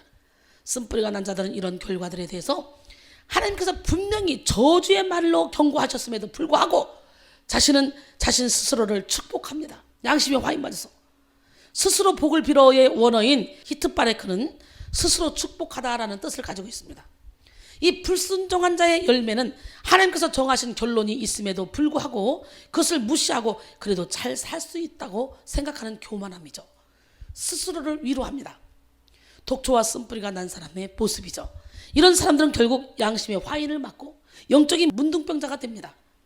찔러도 아픈 줄 모르고 상처가 나도 피를 흘려도 깨닫지 못하는 무지함에 빠지게 되죠. 가인의 5대 손인 라멕을 보십시오. 창세기 4장 23절 24절 보니까 라멕이 아내들에게 이르되 아다와 실라여 내 목소리를 들으라. 라멕의 아내들이여 내 말을 들으라. 나의 상처로 말미암아 내가 사람을 죽였고 나의 상함으로 말미암아 소년을 죽였도다. 가인을 위하여는 벌이 7배일째인데 라멕을 위하여는 벌이 77배이로다 하였더라 그래요. 기가 막히지 않습니까? 여러분, 가인이 동생을 죽이고 아벨을 죽이고 하나님께 쫓겨날 때 사람들이 날 죽이면 어떡하죠? 두려워하니까 표를 주면서 가인을 죽이는 자는 벌을 7배나 더 할 거다 그랬잖아요. 근데 이 가인의 5대 손인 라멕은 이제 양심의 화인을 맞아가지고 가인을 죽인 자는 7배지만 나를 해하면 77배 벌을 갈 거야 하나님이 이러고 있는 거예요. 근데 자기는 뭐예요? 가인은 동생 하나 죽였지만 자기는 상함으로 사람을 죽이고 상처로 사람을 죽이고 상함으로 소년을 죽이고 그렇게 계속 죽이면서도 하나님이 나를 보호할 거라는 거예요. 가인보다 77배로 더 미친 거 아닙니까? 하나님의 말씀을 무시하는 인본주의적인 사고가 이렇게 완악함에 빠지게 합니다. 이렇게 양심의 화인 맞게 합니다. 오늘날 양심의 화인 맞아 있는 그리스도인들 참 많습니다. 오늘날 양심의 화인 맞아 있는 주의 종들 참 많습니다. 그렇기 때문에 여러분들은 사람을 분별할 수 있는 능력이 있어야 됩니다. 내 스스로 평안할 수 있다라는 인간 중심의 낙관론을 버리시기 바랍니다. 하나님의 말씀이 어떠하든지 내 인생을 스스로 세워갈 수 있다고 믿는 어리석은 자가 되지 않기를 바랍니다. 쓴뿌리로 인해 너무 심하게 마음이 굳어버린 사람들은요 누구의 말도 들으려고 하지 않습니다. 그들은 스스로 내가복음을 씁니다. 내가복음. 쓴뿌리가 있는 자들은 끊임없이 자신을 보호하고 합리화시키죠. 그들에게 진리란 자기 자신입니다. 본문 29절에 멸망할지라도 이 말은 원래 비록 멋머일지라도라는 말에서 파생됐어요. 이를 번역하면 내 마음이 강팍한데 걸어 다닐지라도인데요. 이 말을 또 해석하면 하나님께서 경고하시고 내 영혼이 벼랑 끝으로 갔음에도 불구하고 자신의 고집을 조금도 누그러뜨리지 않고 계속해서 하나님 앞에 범죄하는 완악함을 내려놓지 않겠다라는 의미를 담고 있습니다. 한번 우상이 그 마음을 주장하게 되면 쓴뿌리가 장악해서 강팍해진 그 마음을 돌리기가 정말 어렵죠. 우상 숭배한 자들의 믿음은 아예 다른 방향, 다른 생각이 주장하고 있습니다. 여러분 혹시 여러분 안에도 이런 고집이 있지 않으십니까? 자신 속에 쓴뿌리로 인해서 고통스러운 인생을 살며 주변 사람들을 괴롭히면서도 끝까지 자신의 잘못을 인정하지 않고 완악함을 내려놓지 못하고 있지는 않습니까? 자신을 내려놓지 못하는 사람은 결국 자신을 우상 삼는 사람들이요. 이런 우상을 숭배하는 자들은 스스로를 축복의 근원으로 착각하는 자들입니다. 하나님이 어떻게 말씀하시던 간에 자신의 뜻대로 가기를 원하는 사람이죠. 우상 숭배하는 것에서 기쁨과 만족과 평강을 찾으려고 하는 자에게 최종적으로 일어날 일에 대해서 말씀하죠. 20절에 보니까 여호와는 이런 자를 사하지 않으실 뿐 아니라 그 위에 여호와의 분노와 질투의 불을 부으시며 또 이 책에 기록된 모든 저주를 그에게 더하실 것이다. 여호와께서 그의 이름을 천하에서 지워버리시되 여호와께서 곧 이스라엘 모든 지파 중에서 그를 구별하시고 이 모든 율법책에 기록된 모든 언약의 저주대로 그에게 화를 더하시리라. 무섭지 않습니까? 출애굽기 20장 1절로 6절 하나님이 이 모든 말씀으로 말씀하여 이르시되 나는 너를 애굽 땅 종되었던 집에서 인도해낸 내 하나님 여호와니라. 너는 나 외에는 다른 신들을 내게 두지 말라. 너를 위하여 새긴 우상을 만들지 말고 또 위로 하늘에 있는 것이나 아래로 땅에 있는 것이나 땅 아래 물속에 있는 것에 어떤 형상도 만들지 말며 그것들에게 절하지 말며 그것들을 섬기지 말라. 나 내 하나님 여호와는 질투하는 하나님인즉 나를 미워하는 자의 죄를 갚되 아버지로부터 아들에게로 3, 4대까지 이르게 하거니와 나를 사랑하고 내 계명을 지키는 자에게는 1000대까지 은혜를 베푸느니라. 우상을 섬기면 3, 4대까지 저주를 내리지만 하나님의 말씀을 제대로 지키고 살면 1000대까지 뭘 받는데 얼마나 후하신 하나님이야. 3, 4대하고 1000대하고 비교나 돼. 출애굽기 34장 7절에 보니까 인자를 1000대까지 베풀며 악과 과실과 죄를 용서하리라. 그러나 벌을 면제하지는 아니하고 아버지의 악행을 자손 3, 4대까지 보응하리라 그랬어요. 이렇게 우상 숭배자들은 자신뿐만 아니라 자손에게까지 영향을 미치죠. 그래서 아간이 욕심을 부려서 아간의 탐심으로 말미암아 아간에게 속한 모든 것들이 다 죽었잖아요. 또한 고라가 모세 너만 지도자냐 당져서 모세를 대적하다가 그냥 땅이 입을 다 벌려가지고 고라에 속한 모든 것들이 다 죽는 역사가 땅바닥에 다 묻어버리잖아요. 이렇게 무시무시하죠. 다윗의 한 사람의 잘못으로 인해서 7만 명 백성이 그냥 죽어가지고 전염병으로. 또 다윗이 하나님께 사랑받음으로 말미암아 솔로몬이 아무리 꼴통짓을 솔로몬 생애에는 하나님이 솔로몬에게 복을 주시죠. 그래서 우리는 믿음의 유산을 물려줘야 돼요. 예, 죄의 싹은 사망입니다. 쓴뿌리는 반드시 쓴 열매를 가져옵니다. 우리가 쓴뿌리를 가지고 있으면서도 고집을 내려놓지 못한다면 우리 인생의 결과는 불을 보듯이 뻔합니다. 쓴뿌리란 우리가 철저히 회개하고 뽑아내야 할 죄의 뿌리입니다. 우리 스스로 쓴뿌리를 다 뽑고 하나님께로 돌아서면 그때부터 우리의 죄가 자손에게 영향을 미치지 못합니다. 오직 자신의 죄로 말미암아 죽을 뿐이에요. 그래서 신명기 24장 16절에 보니까 아버지는 그 자식들로 말미암아 죽임을 당하지 않을 것이요 자식들은 그 아버지로 말미암아 죽임을 당하지 않을 것이니 각 사람은 자기 죄로 말미암아 죽임을 당할 것이라 그랬어요. 야, 그러니 이 모든 쓴뿌리의 문제를 해결받고 우리가 회개하고 그리고 새롭게 거듭나면 이제는 내 자손에게 그 영향이 미치지 않고 거듭난 이후에 지금부터 내가 절제하지 못해서 지는 자범죄 이런 죄를 지면 각 사람이 자기의 죄로 말미암아 죽임을 당하지 자손대들까지 가지 않는다는 거예요. 그렇기 때문에 우리는 예수 안에 들어야 돼요. 예수 안에만 들으면 조상죄가 우리에게 성립이 안 돼. 이미 하나님은 원죄로부터 또 조상죄로부터 과거에 지은 죄, 현재 지은 죄, 앞으로 지을 죄까지도 다 용서해 주신다 그랬어요. 할렐루야. 여러분이 여러분의 인생을 살아가는 것 같지만 여러분의 삶의 열매를 맺지 못하는 것은 여러분 무의식을 묻고 있는 그 쓴뿌리가 여러분을 조종하기 때문에 그래요. 오늘 본문을 통해 모세가 경고하는 교훈은 바로 죄는 독초와 쑥이라는 열매를 거두는 뿌리가 된다는 사실입니다. 우리 인생에 쓰고 독한 일들이 일어나는 것과 그런 행동이 우리 자신에게서 나가는 것은 그 뿌리의 열매가 나타나는 거예요. 마음밭 깊숙한 곳에 그 원인이 있다는 거예요. 내가 이상한 행동을 하는 것은 그런 다른 데서 오는 게 아니라 내 안에서부터 시작되는 거예요. 그렇기 때문에 변명하려고 들지 마. 그게 나야. 그러면 그걸 인정하고 고치려고 노력해야지. 왜 자꾸 변명해? 그것은 쓴뿌리이자 밖으로 보이지 않는 내면의 죄입니다. 무의식 중에 거하여 우리를 알게 모르게 조종하는 이 쓴뿌리는 우리의 모든 행동과 마음의 생각을 좌지우지하죠. 호저 딜레마라는 말이 있습니다. 호저라는 동물은요 튼튼한 앞니와 이 등과 꼬리에 뾰족한 가시가 있어요. 그래서 이 동물은 가까이 가면 갈수록요 상대를 찌르는 특징을 갖고 있죠. 사람도 그렇지 않습니까? 멀리 있는 사람이 나에게 상처를 주는 것이 아니에요. 가장 가까운 사람을 통해 우리는 마음이 무너질 때가 참으로 많습니다. 또한 인간은 스스로 상대방을 찌르고 인생을 조종하는 호저의 가시를 이미 모두 가지고 태어났습니다. 호저의 가시가 호저의 삶을 외롭게 만들고 아프게 만들듯이 우리는 우리 스스로 품은 그런 쓴뿌리가 우리 인생을 조종하며 고통스러운 삶을 살게 한다는 것을 기억하시고 그 쓴뿌리를 반드시 제거해야 됩니다. 사람을 보니까 장미꽃처럼 너무 아름다워 보여. 그래서 가까이 갔더니 자꾸 그 장미에 붙어있는 가시가 찔르는 거예요. 그런 사람 참 많죠. 여러분, 사람은요 보면 볼수록 진국이 돼야 돼. 처음 봤을 때는 잘 모르겠는데 보다 보니까 점점 볼수록 더 깊은 사람, 그런 사람이 되기를 원해요. 근데 이순이는 어떤 사람이야? 처음 봐도 상큼하는데 볼수록 더 상큼하지 않습니까? 우리 황미화 지부장님 항상 옛날부터 하던 말이 있어요. 나는 그게 참 기억에 남아요. 버섯은 이리 뒤집어도 저리 뒤집어도 같다는 거잖아요. 사람과 산은 멀리서 봐야 아름답지 가까이 가면 다 허물이 나온다.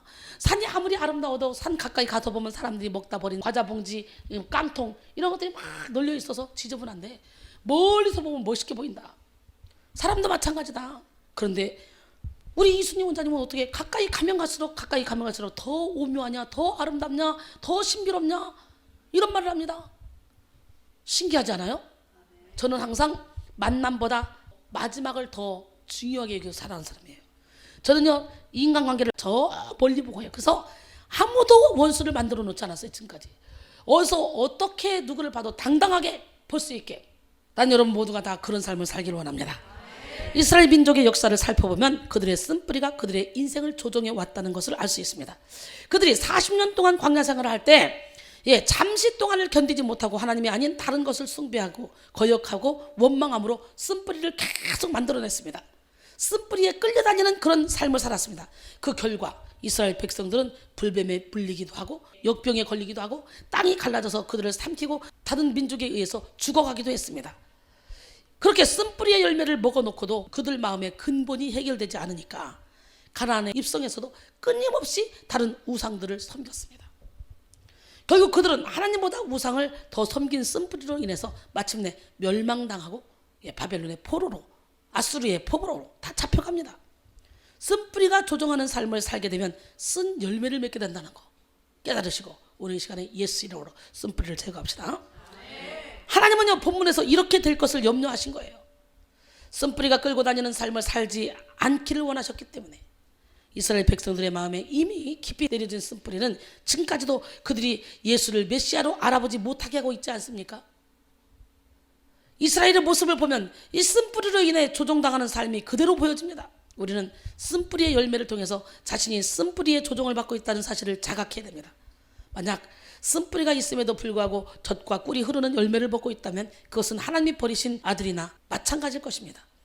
예수님이 태어나고 소문화 교회부터 시작해서 계시록의 7교회에 있었고 이런 나라들이 지금 어떻습니까? 거의 이슬람권에 다 넘어가든지 유대교에 넘어가 예수를 안 믿어요. 기독교가 점점점 죽어가고 있습니다. 세상에 그 복음이 여기까지 와서 저와 여러분이 이렇게 예수를 믿고 주 안에서 자유할 수 있다는 거 얼마나 감사한 일입니까? 이스라엘을 보면요, 쓴뿌리로 인해서 조종당하는 삶을 그대로 우리가 볼 수 있는데요, 우리는 쓴뿌리의 열매를 통해서 자신이 쓴뿌리의 조종을 받고 있다는 사실을 자각해야 돼요. 만약 이 쓴뿌리가 있음에도 불구하고 젖과 꿀이 흐르는 그런 열매를 먹고 있다면 그것은 하나님이 버리신 아들이나 마찬가지입니다. 히브리서 12장 6절로 8절 보니까 주께서 사랑하시는 자를 징계하시고 그가 받아들이는 아들마다 채찍질 하심이라 하였으니 너희가 참음은 징계를 받기 위함이라. 하나님의 아들과 같이 너희를 대우하시나니 어찌 아버지가 징계하지 않는 아들이 있으리요. 징계는 다 받는 것이거늘 너희에게 없으면 사생자요 친아들이 아니니라. 11절에 보니까 징계를 받을 때 당시에는 즐거워 보이지 않고 슬퍼 보이나 후에 그로 말미암아 연단받은 자들은 의와 평강의 열매를 맺는다 그랬어요. 할렐루야. 아까도 얘기했지만 사무엘하 7장 14절에 보니까 나는 그에게 아버지가 되고 그는 내게 아들이 되리니 그가 만일 죄를 범하면 내가 사람의 매와 인생의 채찍으로 징계하려니와 그랬어요. 쓴뿌리와 독초의 열매를 먹는다는 것은 인생에 있어서 극심한 고난이라 할 수 있지만 다른 시각으로 보면 우리가 쓴뿌리의 조종을 받고 있다는 그런 경고라고 할 수 있습니다. 그러나 우리가 쓴뿌리의 조종을 받아 쓴 열매를 맺으며 살아왔다 할지라도 결코 낙심하지 마십시오. 하나님께서는 고난을 통해 우리의 쓴뿌리를 치료하시고 새로운 삶을 살게 하시기 위해 이 자리로 불러주신 줄 믿습니다. 계시록 3장 19절로 20절 무릇 내가 사랑한 자를 책망하여 징계하노니 그러므로 내가 열심을 내라 회개하라 볼지어다 내가 문 밖에서 문을 두드리더니 누구든지 내 음성을 듣고 문을 열면 내가 그에게로 들어가 그와 더불어 먹고 그는 나와 더불어 먹으리라. 마음을 활짝 열을 때 주님이 주인으로 오셔서 나와 더불어 잡수시고 나와 더불어 사시는 거예요. 할렐루야. 그러기에 우리는 어떻게 해야 돼요? 이사야 1장 18절의 말씀처럼 여호와께서 말씀하시되 오라 우리가 서로 변론하자. 너희의 죄가 주홍 같을지라도 눈과 같이 희어질 것이요 진홍같이 붉을지라도 양털같이 희게 되리라 그랬어요. 아멘. 또한 끊임없이 말씀의 빛 가운데 거함으로 자신의 죄를 다 드러내야 됩니다. 죄를 자꾸 숨기려고 변호하지 말고 드러내요. 내가 미쳤나 봐. 어떻게 내가 이런 행동을 했지? 어머 원장님 나 갔어요 맛이. 내 진짜 본 마음은 아닌데요. 나도 모르게 이런 행동이 나왔어요. 무의식을 먹고 있는 것이 드러나가지고 지금 나가는 과정이죠. 그렇게 얘기하면 그 과정에 그것이 나가면서 끝나 그거로. 그런데 문제는 어떻게? 내 마음은 그게 아니었거든요. 그러면 그 어둠의 영을 내가 보호하는 거예요. 변호해서 어둠의 영을 여기다가 다시 더 키우는 거야. 그러니까 내가 선수 쳐야 돼. 내가 잘못했을 때는. 저는 항상 그래요. 내가 뭘 잘못하면 어머 나 미쳤어. 내가 왜 이러니? 내가 이렇게 정신이 없단다 야. 아유 이게 나는 내가 먼저 해버리니까 누가 야단을 칠 수가 없어요. 먼저 해. 이상한 짓 하면 어머 내가 미쳤나 봐. 어머 내가 왜 이런 짓 해? 난 여러분이 그런 지혜로운 자가 되길 원해요. 남들이 하기 전에 자기가 먼저 깨닫는 거야. 자기가 먼저 시인하는 거야. 자기가 행동을 했다면 자기가 의지를 뺏긴 거잖아. 자기가 한 거지 누가 한 거야. 자기가 해놓고 자꾸 내 마음은 아니라고 그 자꾸 변명하니까 안 고쳐지는 거예요. 예수 이름으로 이 변명하는 거 다 내보내길 바랍니다. 그래서 나는 여러분 모두가 다 로마서 7장 9절의 말씀처럼 전에 율법을 깨닫지 못했을 때는 내가 살았더니 계명의 이름에 죄는 살아나고 나는 죽었도다. 말씀의 빛이 비춰지면요 여러분 안에 죄가 살아나야 돼요. 조상 대대로 상처를 통해 환경을 통해 원죄까지도 다 완전히 해결받지 못한 사람이 있다면 이 모든 죄가 살아나야 돼. 그 나가려고 살아나는 거지. 대청소할 때 팍 털어놓으면 막 어수선하잖아. 그런 것처럼. 그러니까요 아예 그냥 덮어놓고 회칠한 무덤처럼 쫙 회칠을 해놓으면 이 속에는 엄청나게 더럽고 추악한 것들이 많아도 겉으로 보기에는 깨끗해 보이잖아요. 우리 같은 교회에 오면 너도나 덜 것 없이 회칠한 무덤 다 제껴버리잖아. 그러니까 계속 전쟁 중인 거야. 그래서 처음에 육적인 사람들이 와서 보면 저것들 은혜 충만히 받는다면서 제정신 아니네.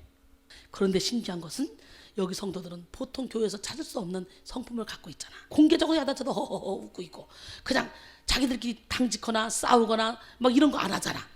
그거 하나만 봐도 여기서 열매를 맺혀가고 있는 거야. 대청소할 때 팍팍팍 털어놓으면 어지럽잖아, 정신없잖아. 그런 것처럼 우리 영혼이 항상 대청소한다고 제가 무의식을 묵이는 결박을 막 풀어내니까 다들 정신이 하나도 없어. 그러나 풀어내는 만큼 거기에 빛이 들어가잖아. 그러니까 그만큼 열매를 맺잖아. 옆 사람 바라보고 인사합니다. 공사 중 통행에 불편을 드려 대단히 죄송합니다. 속히 공사를 끝내고 거룩한 시온의 대로를 만들겠습니다. 아멘. 저를 통해 여기서 드려지는 이 예배는요, 매일 강력한 말씀 속에 성령의 생수가 터져 나오므로 쓴뿌리를 제거하는 탁월한 은혜가 있습니다. 요한복음 7장 37절로 39절 명절 끝날 곧 큰 날에 예수께서 서서 외쳐 이르시되 누구든지 목마르거든 내게로 와서 마시라. 나를 믿는 자는 성경의 이름과 같이 그 배에서 생수의 강이 흘러나오리라 하시니 이는 그를 믿는 자들이 받을 성령을 가리켜 말씀하신 것이라 그랬어요. 디모데후서 3장 16절로 17절 보니까 모든 성경은 하나님의 감동으로 된 것으로 교훈과 책망과 바르게 함과 의로 교육하기에 유익하니 이는 하나님의 사람으로 온전하게 하며 모든 선한 일을 행할 능력을 갖추게 하려 함이라 그랬어요. 저를 통해 은혜 받은 성도들은요, 자신의 인생을 조종하던 쓴뿌리를 제거하고 성령의 인도를 받아 열매 맺는 삶을 살게 되었다는 간증들로 가득합니다. 자신의 삶이 많이 변화되어 이전의 자신의 모습을 찾아볼 수 없다는 사람들도 있습니다. 우리는 변해야 됩니다. 변화의 현장, 기적의 현장, 치료의 현장에 오신 여러분, 이 시간에 변합시다. 이 시간 우리 모두 하나님이 기뻐하시는 영혼으로 변화됩시다. 지금까지 여러분의 인생의 조종사가 쓴뿌리였다면 이제는 예수님이 여러분의 인생의 조종사가 되도록 온전히 예수님께 맡겨드리길 원합니다. 오직 예수님이 여러분의 주인이 되셔야 그 쓴뿌리는 저절로 떠나가고 선한 열매를 가득가득 맺게 될 줄 믿습니다. 쓴뿌리에서 해방되기 위해 우리는 과거의 모든 상처로부터 벗어나야 돼요. 과거에 좋았던 것든 나빴던 것든 과거로부터 벗어나야 돼요. 과거에 묶이지 말아야 돼요. 사도 바울처럼 표대를 향하여 앞만 보고 달려가야 됩니다. 빌립보 3장 12절로 14절 내가 이미 얻었다 함도 아니요 온전히 이루었다 함도 아니라 오직 내가 그리스도 예수께 잡힌 바 된 그것을 잡으려고 달려가노라. 형제들아 나는 아직 내가 잡은 줄로 여기지 아니하고 오직 한 일 즉 뒤에 있는 것은 잊어버리고 앞에 있는 것을 잡으려고 표대를 향하여 그리스도 예수 안에서 하나님이 우리 위에서 부르신 부름의 상을 위하여 달려가노라 그랬어요. 여러분 나 옛날에 기도 많이 했거든. 나 옛날에 헌금 많이 했으니까 지금은 느슨하게 해도 돼. 나 옛날에 정말 봉사 많이 했거든. 나 옛날에 전도 많이 했어. 그게 상급으로 싸졌을 거야. 그러니까 나는 안심하고 그냥 이제 대충대충 살아도 돼. 하나님은 그렇게 얘기하지 않았어요. 현재가 중요하다. 현재. 고기도 먹어봐야 한다고. 옛날에 많이 한 사람들은 갈수록 점점 더 많이 하게 됩니다.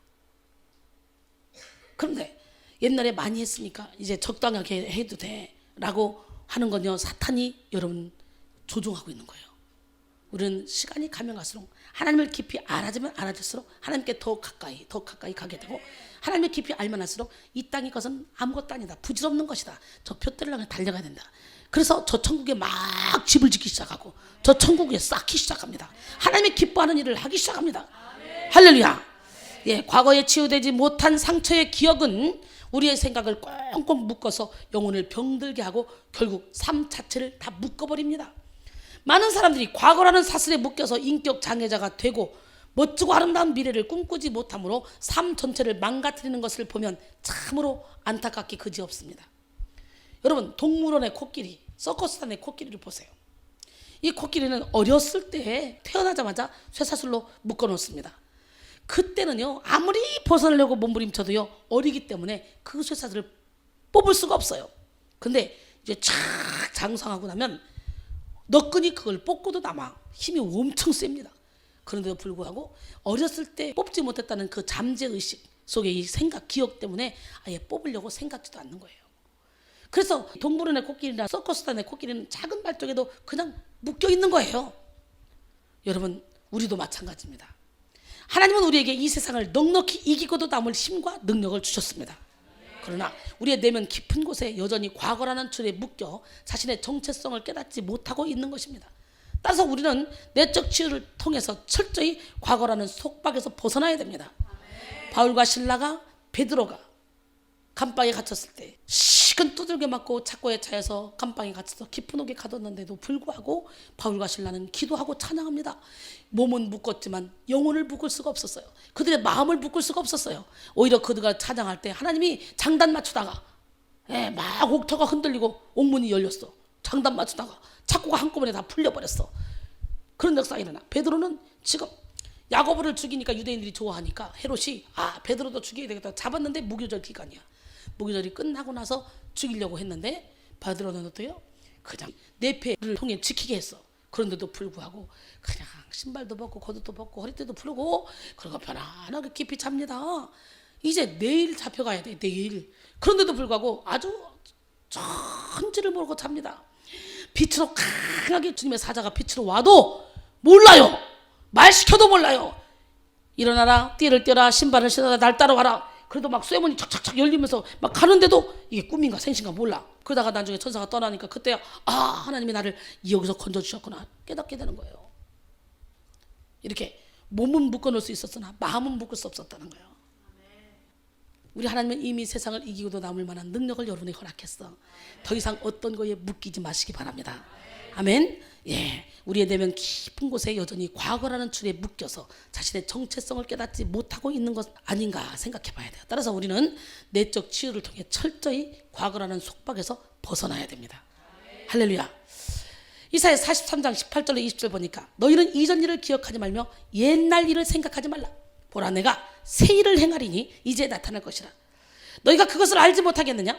반드시 내가 광야의 길을 사막에 강을 내리니 장차 들짐승 곧 승냥이와 타조도 나를 존경할 것은 내가 광야의 물을 사막의 강들을 내어 내 백성 내가 택한 자에게 마시게 할 것임이라 그랬어요. 할렐루야. 기억이란 어떤 사건의 사실뿐 아니라 그 당시의 감정까지도 포함합니다. 따라서 과거의 상처로 인한 그런 상한 감정이 온전히 치유되지 않으면 그 내면의 깊은 곳에 쓴뿌리가 되어 자리 잡게 되고 그리고 그 쓴뿌리는 결국 우리의 인생을 어둠의 길로 인도하게 되죠. 계속해서 인간의 영혼육을 괴롭게 만드는 독을 뿜어냅니다.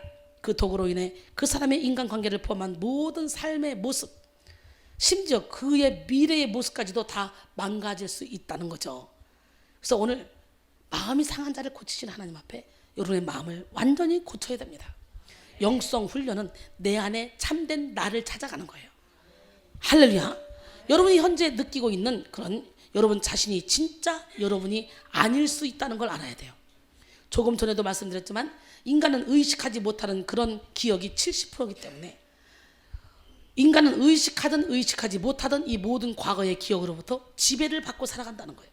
그러므로 현재 나라는 사람은 과거로부터 연결되어 온 지금의 나입니다. 참된 나를 찾고 싶다면 이처럼 우리가 알지 못하는 무의식에 속한 그런 감정들을 온전히 치료받고 과거로부터 온전히 벗어나야 됩니다. 오늘 이 시간에 여러분의 영혼이 지쳤다고 해서 피곤하다고 해서 절망하거나 낙심하거나 좌절하지 마세요. 주님은 여러분의 피난처가 되십니다. 주님을 여러분의 피난처로 삼으면요 우리 하나님께서는 물된 동산처럼 물이 끊어지지 않는 샘처럼 여러분들을 인도해 주십니다. 주님이 여러분의 피난처가 되시면요 주님은 먼저 그의 사자들을 보내서 우리가 넘어져도 발이 돌에 부딪히지 않도록 우리를 보호해 주십니다. 주님을 우리가 피난처로 삼으면요 우리 하나님은 이웃을 저절로 사랑하게 하고 주님을 사랑하게 하고 이웃을 사랑하게 함으로 말미암아 우리의 뼈가 급속히 고쳐지고 우리의 모든 영육의 질병이 고쳐지며 우리의 마음의 평강이 기쁨이 희락이 넘쳐나게 만들어질 줄로 믿습니다. 그 하나님은 누구 하나님? 아멘. 나의 피난처 예수 의지해요. 나의 피난처 예수 의지해요. 나의 가는 길에 거센 바람 몰아쳐와도 나의 피난처 예수 의지해요. 나는 영원히 주님 사랑해요. 나는 영원히 주님 사랑해요. 세상 어떤 것도 나의 사랑 끊을 수 없네. 나는 영원히 주님 사랑해요. 아버지 나를 사랑하시니 나의 모든 것 주께 드려요. 아버지 내가 여기 있으니 주님 영광 위하여 써주세요. 아버지 나를 사랑하시니 나의 모든 것 주께 드려요. 아버지 내가 여기 있으니 주님 영광 위하여 써주세요. 주님 영광 위하여 쓰임받기를 원합니까? 그렇다면 반드시 쓴뿌리부터 제거를 해야 됩니다. 진정으로 예수 안에 거듭난 사람은 과거의 상처로부터 분리되어 새로운 피조물로서의 삶, 변화된 삶을 살아갑니다. 그러나 대부분의 성도들이 교회를 다니고 입술로 예수를 시인하지만 그들의 삶은 여전히 죄의 지배를 받으며 악한 습관에게서 벗어나지 못하고 있습니다. 이것이 바로 내적 치유의 필요성을 말해주는 것입니다.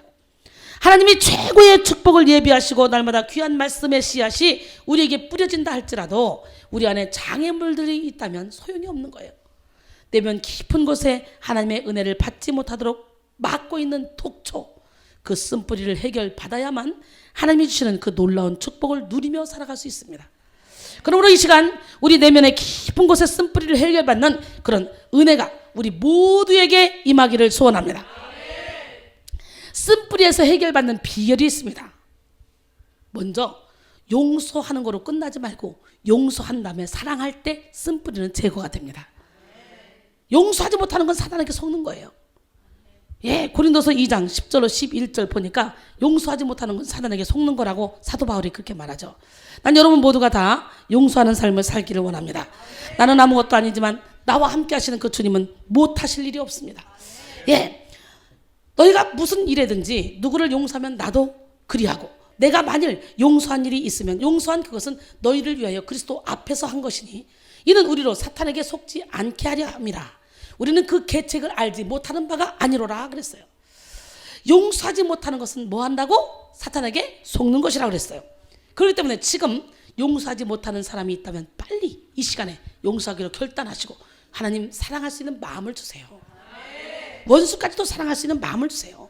내가 용서하고 사랑하는 것은 누구를 위해서가 아니라 나 자신을 위해서라는 걸 깨달으시고, 너희가 땅에서 무엇이든 매면 하늘에서 매이고 땅에서 무엇이든 풀면 하늘에 풀린대. 그렇기 때문에 내가 응답받기 위해서는 나를 힘들게 했고 나를 아프게 했고 했던 모든 사람까지도 싹 용서할 마음을 가지고, 하나님 그들이 몰라서 그렇잖아요. 그들을 불쌍히 여겨주세요. 그들도 하나님을 제대로 만나게 도와주세요. 이렇게 용서하는 마음을 가질 때 우리 마음에 평강이 많은 거예요. 그 하늘의 결박도 다 풀리는 거예요. 오늘 그런 역사가 일어나길 원해요. 그러니까 그 박 집사님이 그 목사님과 담임 목사님과 그 전도사를 용서하는 마음이 딱 생겨버리니까 얼굴이 해같이 나는 거예요.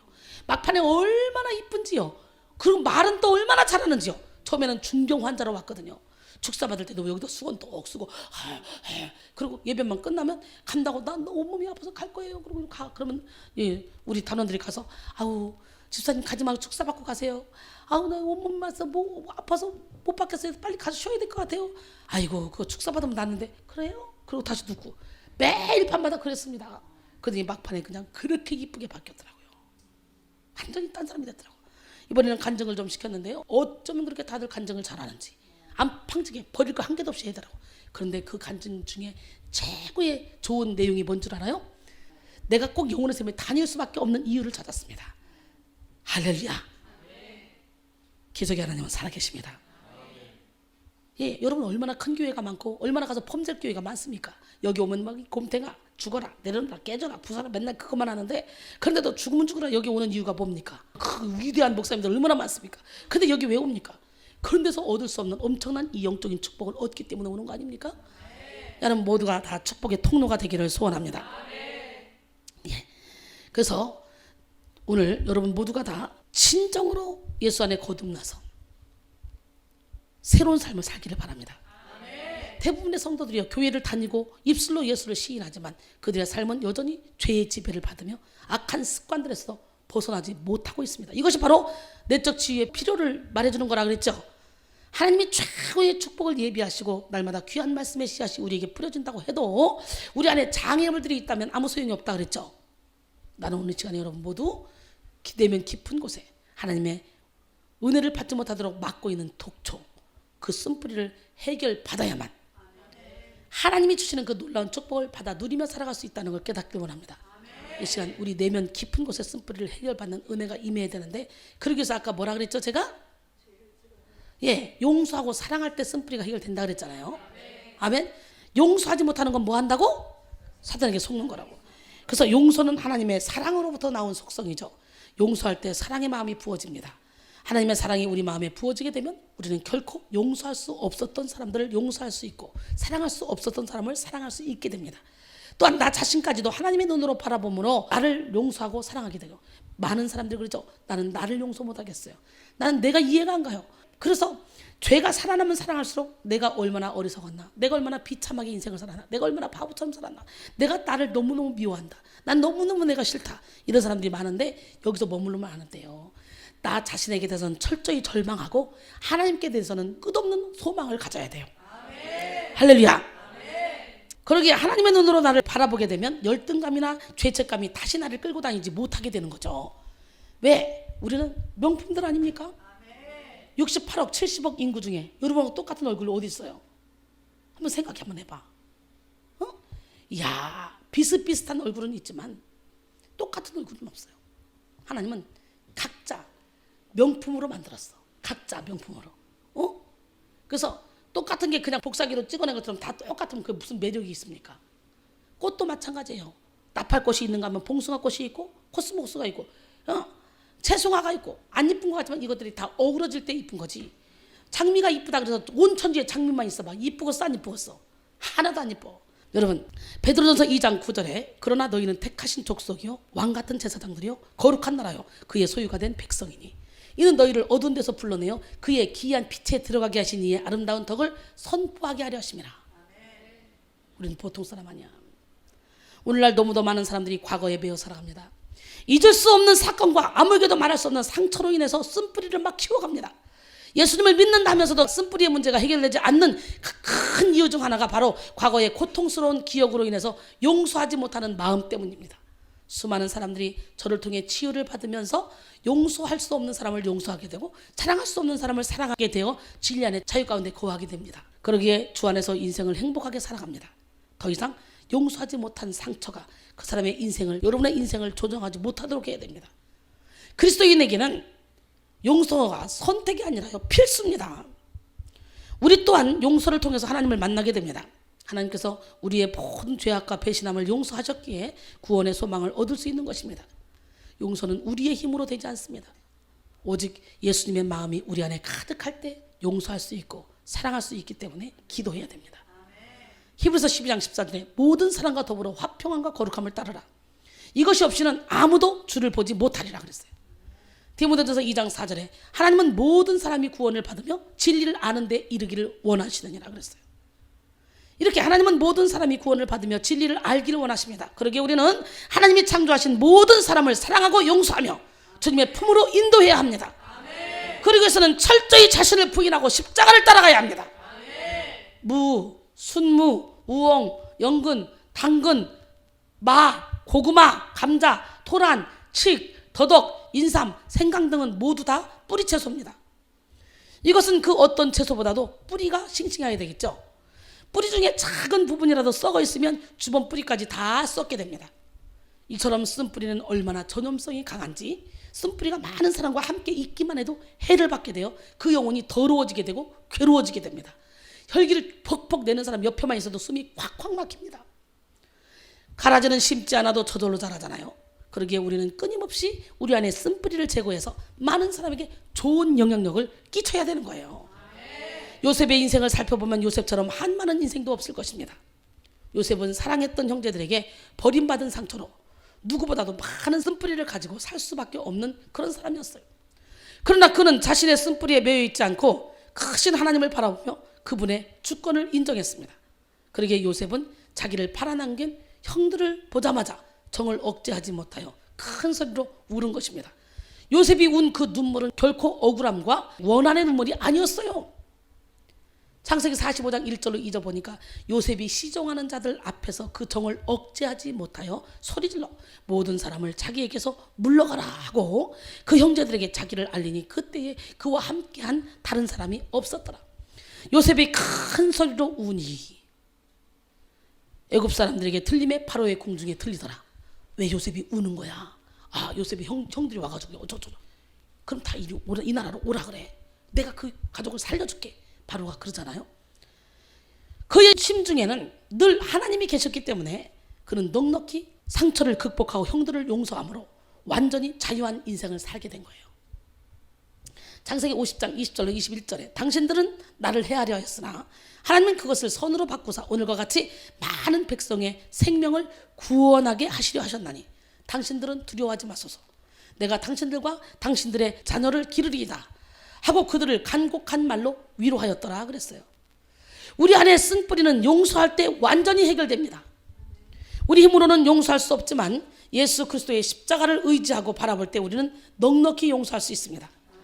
주님은 이미 상상할 수도 없는 우리의 죄를 용서하셨습니다. 예수님은 우리의 연약하고 미련하고 더럽고 추악한 모습 그대로를 받아주셨고 완악하고 교만한 우리를 위해서 십자가에 못 박히셨습니다. 하나님은 자신의 아들을 십자가에 못 박혀 죽기까지 하심으로 우리에 대한 자기의 사랑을 확증하셨습니다. 그러므로 이 시간부터 용서하며 삽시다. 과거의 아픈 기억을 다 지워버립시다. 그렇게 할 때 새 뿌리 새 마음으로 다시 시작할 수 있습니다. 하나님은 우리의 아픈 상처를 다시 고쳐주시고 싸매주시는 사랑의 하나님이십니다. 호세아 6장 1절에 오라 우리가 여호와께로 돌아가자. 여호와께서 우리를 찢으셨으나 도로 낫게 하실 것이요 우리를 치셨으나 싸매어 주실 것입니다. 할렐루야. 그 다음에 하나님보다 더 사랑하는 우상을 내려놓을 때 쓴뿌리는 제거됩니다. 처음에 어떨 때 쓴뿌리가 제거된다 그랬어요? 용서하고 사랑할 때. 할렐루야. 딱 기억하세요. 그리고 용서하고 사랑하기로 결단하세요. 그 다음에 하나님보다 더 사랑하는 우상을 내려놓을 때. 쓴뿌리의 근본 원인은 바로 우상숭배입니다. 예수 이름으로 우상을 다 버리길 바랍니다. 그럼 우상숭배는 뭡니까? 하나님보다 더 사랑하는 모든 것이 다 우상이야. 하나님보다 나를 사랑하면 내가 우상이야. 하나님보다 내 자존심을 사랑하면 내 자존심이 우상이야. 하나님보다 물질을 더 사랑하면 물질이 우상이야. 하나님보다 남편을, 아내를, 자녀를, 부모를 더 사랑하면 그게 우상이야. 그렇기 때문에 하나님이 뭐라고 말씀하시냐? 집안 식구가 원수라고 그러잖아. 아버지나 어머니를 나보다 더 사랑하는 자는 내게 합당하지 아니하고 아들이나 딸을 나보다 더 사랑하는 자도 내게 합당하지 아니하며 또 자기 십자가를 지고 나를 따르지 않는 자도 내게 합당하지 아니하니라. 자기 목숨을 얻는 자는 잃을 것이요 나를 위하여 자기 목숨을 잃는 자는 얻으리라 그랬어요. 쓴뿌리는 우상 숭배로 인해 깊이 자리를 잡습니다. 우상이란 하나님보다 마음으로 더 의지하고 사랑하는 거. 오늘 본문에서도 우상을 섬기며 하나님께서 떠난 자들을 뭐라고요? 쑥에 뿌리가 났다고 표현하고 있어요. 독초. 한국 사람들 중에요 우상 숭배를 해보지 않은 그런 사람이 어디 있습니까? 그런 가정은 없어요. 또한 여러분 한 사람 한 사람 우상 숭배하지 않습니까? 시시때때로 여러분을 더 귀하게 여기지 않습니까? 그것도 우상이에요. 예수님이 아닌 다른 신을 섬기는 것도 우상 숭배지만 하나님보다 더 사랑하는 무엇인가 있다면 그것 자체가 우상 숭배예요. 그 사랑하는 대상 가운데 천국과 지옥을 왔다 갔다 합니다. 그래서 주님은 우리 인간이 가장 우상 삼기 좋은 것이 가족이기 때문에 가족까지도 미워하지 않으면 주님의 제자가 될 수 없다고 말씀하시는 거예요. 마음속 우상으로 인해 쓴뿌리가 생긴 자들은요 분별력을 잃어버립니다. 우상을 중심으로 생각하기 때문에 하나님의 말씀과 권면이 주어져도요 나는 괜찮을 거야 하면서 권면의 말씀을 업신여깁니다. 오늘 본문에서 우상 숭배에 독초를 낸 자들이 그렇게 말하고 있는 것을 볼 수 있잖아요. 하나님의 말씀이 전혀 그에게 영향을 주지 못합니다. 말씀의 인도를 받는 삶이 아니라 자기가 좋아하는 것, 즉 우상의 인도를 받는 삶을 살아가죠. 자신이 품은 우상을 통해 자신만의 세계를 만들어갑니다. 우리가 신앙생활을 하면서도 각자 마음속 우상을 버리지 못하면 결국 한 그릇 음식을 위하여 장자의 명분을 판 에서와 같이 망령된 자가 될 수 있습니다. 즉 하나님의 신령한 축복을 세속적인 복이나 자신의 우상과 바꾼 사람들을 말하는 거죠. 로마서 1장 21절로 23절 보니까 하나님을 알되 하나님을 영화롭게도 하지 아니하며 감사하지도 아니하고 오히려 그 생각이 허망해지며 미련한 마음이 어두워졌나니 스스로 지혜 있다 하나 어리석게 돼요. 썩어지지 아니하는 하나님의 영광을 썩어질 사람과 새와 짐승과 기어다니는 동물 모양의 우상으로 바꾸었느니라 그랬어요. 너무도 많은 사람들이 지금 하나님을 안다면서도 하나님을 모릅니다. 여러분, 세상의 복이나 요익을 위하여 하나님의 신령한 축복을 뒤로 하신 적이 있습니까? 아마도 많이 있을 것입니다. 오늘날 많은 기독교인들이 이렇게 샤머니즘적인 신앙관을 가지고 있는 것을 보면 참으로 안타깝습니다. 이렇게 사는 것은 우리 안에 우상이 있기 때문에 그래요. 그래서 야고보서 4장 4절 5절 가늠한 여인들아, 세상과 벗된 것이 하나님과 원수됨을 알지 못하느냐? 그런즉 누구든지 세상과 벗이 되고자 하는 자는 스스로 하나님과 원수되는 것이니라. 너희는 하나님이 우리 속에 거하게 하신 성령이 시기하기까지 사모한다 하신 말씀을 헛된 줄로 생각하냐? 그랬어요. 여러분, 이런 자들은 결코 젖과 꿀이 흐르는 가나안 땅의 열매를 맛볼 수 없습니다. 독초의 열매를 먹을 수밖에 없습니다. 하나님이 그 인생을 주장해 주시지 않기 때문이죠. 우상이 이끌고 다닙니다. 본문에서 보신 것처럼 우상은 하나님의 자리와 결코 바꿀 수 없으며 하나님께서 주시는 것을 결코 주지 못합니다. 우상을 내려놓는 자가 쓴뿌리의 영향에서 벗어날 수 있습니다. 여러분 마음속에 하나님보다 더 사랑하는 것을 품고 있다면 우리 자신을 위해서라도 버려야 됩니다. 내려놓아야 됩니다. 이것만은 안 돼 하고 마지막까지 붙잡고 있는 거 이 시간에 내려놓으시기 바랍니다. 그리고 하나님께 다 맡기시기 바랍니다. 우상 숭배는 스스로 부패하게 하는 거예요. 자신을 썩게 만드는 거예요. 신명기 4장 16절로 18절 그리하여 스스로 부패하여 자기를 위해 어떤 형상이든지 우상을 새겨 만들지 말라. 남자의 형상이든지 여자의 형상이든지 땅 위에 있는 어떤 짐승의 형상이든지 하늘을 나는 날개 가진 어떤 새의 형상이든지 땅 위에 기는 어떤 곤충의 형상이든지 땅 안에 물속에 있는 어떤 어족의 형상이든지 만들지 말라 그랬어요. 또한 모든 것에 욕심을 내려놓아야만 합니다. 하나님께서 주신 것을 감사하지 못하고 탐심을 가지는 것은 우상 숭배예요. 그래서 골로새 3장 5절에 보니까 그러므로 땅에 있는 지체를 죽이라. 곧 음란과 부정과 사욕과 악한 정욕과 탐심이니 탐심은 우상 숭배니라 그랬어요. 하나님 외에 다른 어떤 것에도 우리의 마음을 빼앗기지 맙시다. 오직 예수 그리스도만을 앙망하는 마음, 새 마음으로 살아갑시다. 이스라엘 광야 교회에 하나님께 징계를 받은 것은요 우상 숭배 때문이었어요. 그러나 하나님은 이스라엘이 하나님께로 돌아올 때, 굳어버린 마음을 돌이키려고 노력할 때 부드러운 마음을 주시기로 약속하셨습니다. 에스겔 36장 25절로 27절 보니까 맑은 물을 너희에게 뿌려서 너희로 정결하게 하되 곧 너희 모든 더러운 곳에서와 모든 우상 숭배에서 너희를 정결하게 할 것이며 또 새 영을 너희 속에 두고 새 마음을 너희에게 주되 너희 육신에서 굳은 마음을 제거하고 부드러운 마음을 줄 것이며 또 내 영을 너희 속에 두어 너희로 내 율례를 행하게 하리니 너희가 내 규례를 지켜 행할지라 그랬어요. 마지막으로 고집불통을 꺾을 때 쓴뿌리는 제거됩니다. 쓴뿌리가 가득한 자는요 고집이 강합니다. 남의 소리 안 듣습니다. 마음이 완고합니다. 자신의 뜻을 굽히지 않습니다. 그래서 마태복음 13장 15절에 이 백성들의 마음이 완악하여져서 그 귀는 듣기에 둔하고 눈은 감았으니 이는 눈으로 보고 귀로 듣고 마음으로 깨달아 돌이켜 내게 고침을 받을까 두려워함이라 하였느니라. 이 정도로 하나님은 마음이 완악한 자를 싫어한다는 거예요. 사도행전 7장 51절로 53절 보니까 이 목이 곧고 마음과 귀에 할례를 받지 못한 사람들아 너희도 너희 조상과 같이 항상 성령을 거스르는도다. 너희 조상들이 선지자들 중에 누구를 박해하지 아니하였느냐. 의인이 오시리라 예고한 자들을 그들이 죽였고 이제 너희는 그 의인을 잡아준 자요 살인한 자가 되나니 너희는 천사가 전한 율법을 받고도 지키지 아니하였도다 하니라. 이 얘기 듣고요 막 이를 갈며 스데반을 돌로 쳐 죽이죠. 스데반의 마지막 설교입니다. 이렇게 바른 말 할 줄 알아야 돼요. 너희들은 항상 성령을 거스려. 너희들은 항상 선자를 알아보지 못하고 잡아 죽여. 너희들은 천사가 전한 율법을 받고도 지키지 않아. 막 이러고 지금 호통치고 있는 거예요. 여러분 자신의 생각이 바뀌지 않습니다. 봐요. 베드로가 이런 설교를 할 때는요 사람들이 가슴을 치며 회개하고 형제여 우리가 어떻게 하면 구원을 받을 수 있겠나이까 이렇게 물어보죠. 그런데 스데반이 설교할 때는요 그냥 기세 등등해서 사람들이 돌로 칩니다. 똑같은 설교를 하는데 그러면 어떻게 보면 야 베드로는 축복받았고 스데반은 하나님이 버렸나 보다. 여러분의 신앙 방식으로 얘기하면 그렇게 생각할 수 있어요. 그건 샤머니즘적인 신앙이야. 하나님은 사람마다 각자 사명이 틀리기 때문에 스데반이 그렇게 순교하면서 뭐라고 한 줄 알아요? 저들의 죄를 용서해달라는 거예요. 저들이 알지 못해서 주님처럼 가셨어요. 주님처럼. 스데반이 간 그 영향력으로 인해서 사도 바울이 탄생이 된 거예요. 그렇기 때문에 각 사람마다 사명이 다 틀리니까 사명을 감당하다가 죽는다고 어머 저 사람은 복받지 못한 사람이야. 막 사명을 감당하는데 막 3.5 5점 온다고 해서 저 사람은 큰 복 받은 사람이야. 이게 아니에요. 사람마다 다 쓰시는 방법이 다르다는 거 깨닫기를 바랍니다. 자기의 생각이 바뀌지 않는 사람, 남이 죽든지 살든지 관심도 없는 사람, 오직 자기 자존심만 지키려고 고집하는 사람, 이런 사람 예수 이름으로 다 오늘 해결받길 바랍니다. 그러므로 고집이 있는 사람은요, 하나님과도 불통, 이웃과도 불통, 그리고 자기 자신과도 불통입니다. 자신을 위해서 변호한다 하지만 결국 자신의 영혼을 죽이고 있는 거예요. 그래서 용서하고 사랑하는 것은 그 누군가를 위한 것이 아니라 바로 자기 자신을 위한 것이라는 거예요.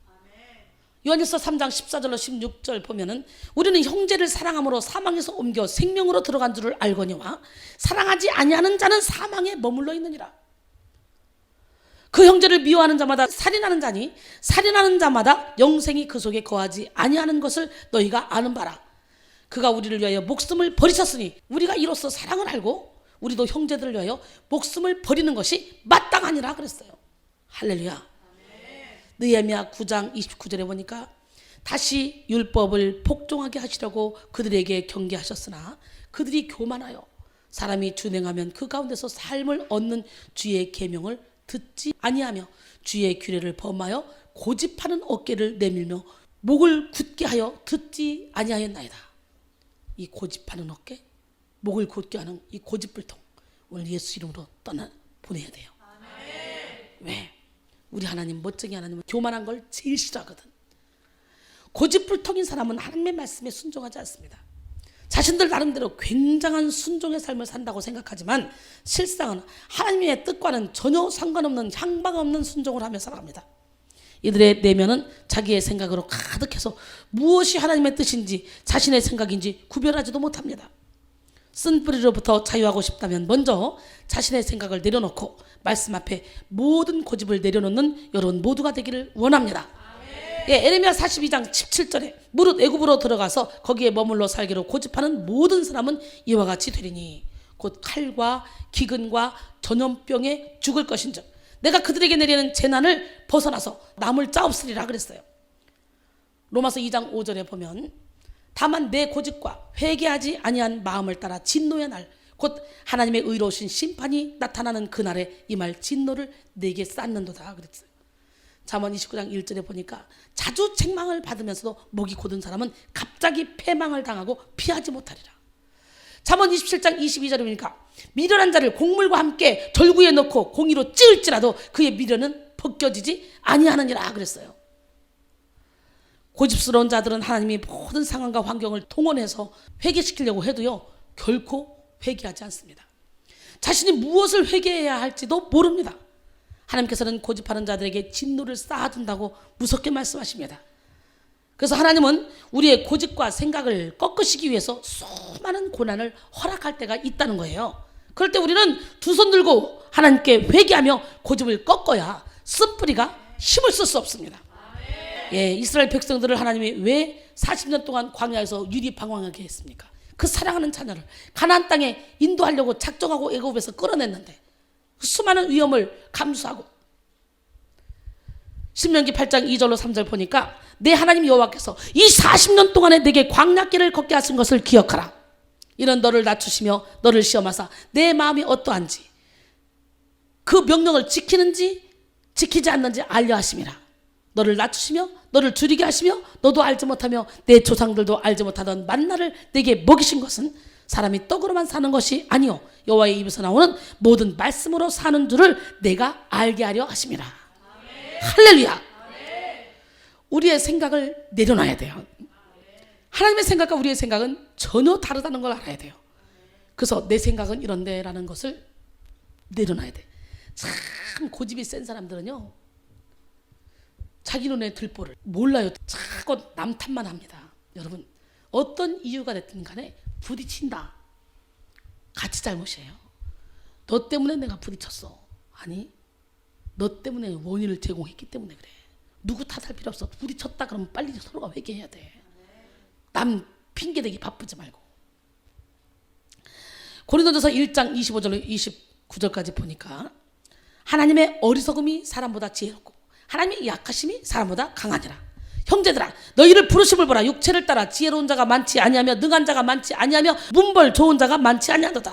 그러나 하나님께서 세상에 미련한 것들을 택하사 지혜 있는 자들을 부끄럽게 하려 하시고 세상에 약한 것들을 택하사 강한 자들을 부끄럽게 하려 하시며 하나님께서 세상에 천한 것들과 멸시받는 것들과 없는 것들을 택하사 있는 것들을 폐하려 하시라니 이는 아무 육체도 하나님 앞에서 자랑하지 못하게 하려 하심이라 그랬어요. 이처럼 하나님의 생각과 우리의 생각은 완전히 다릅니다.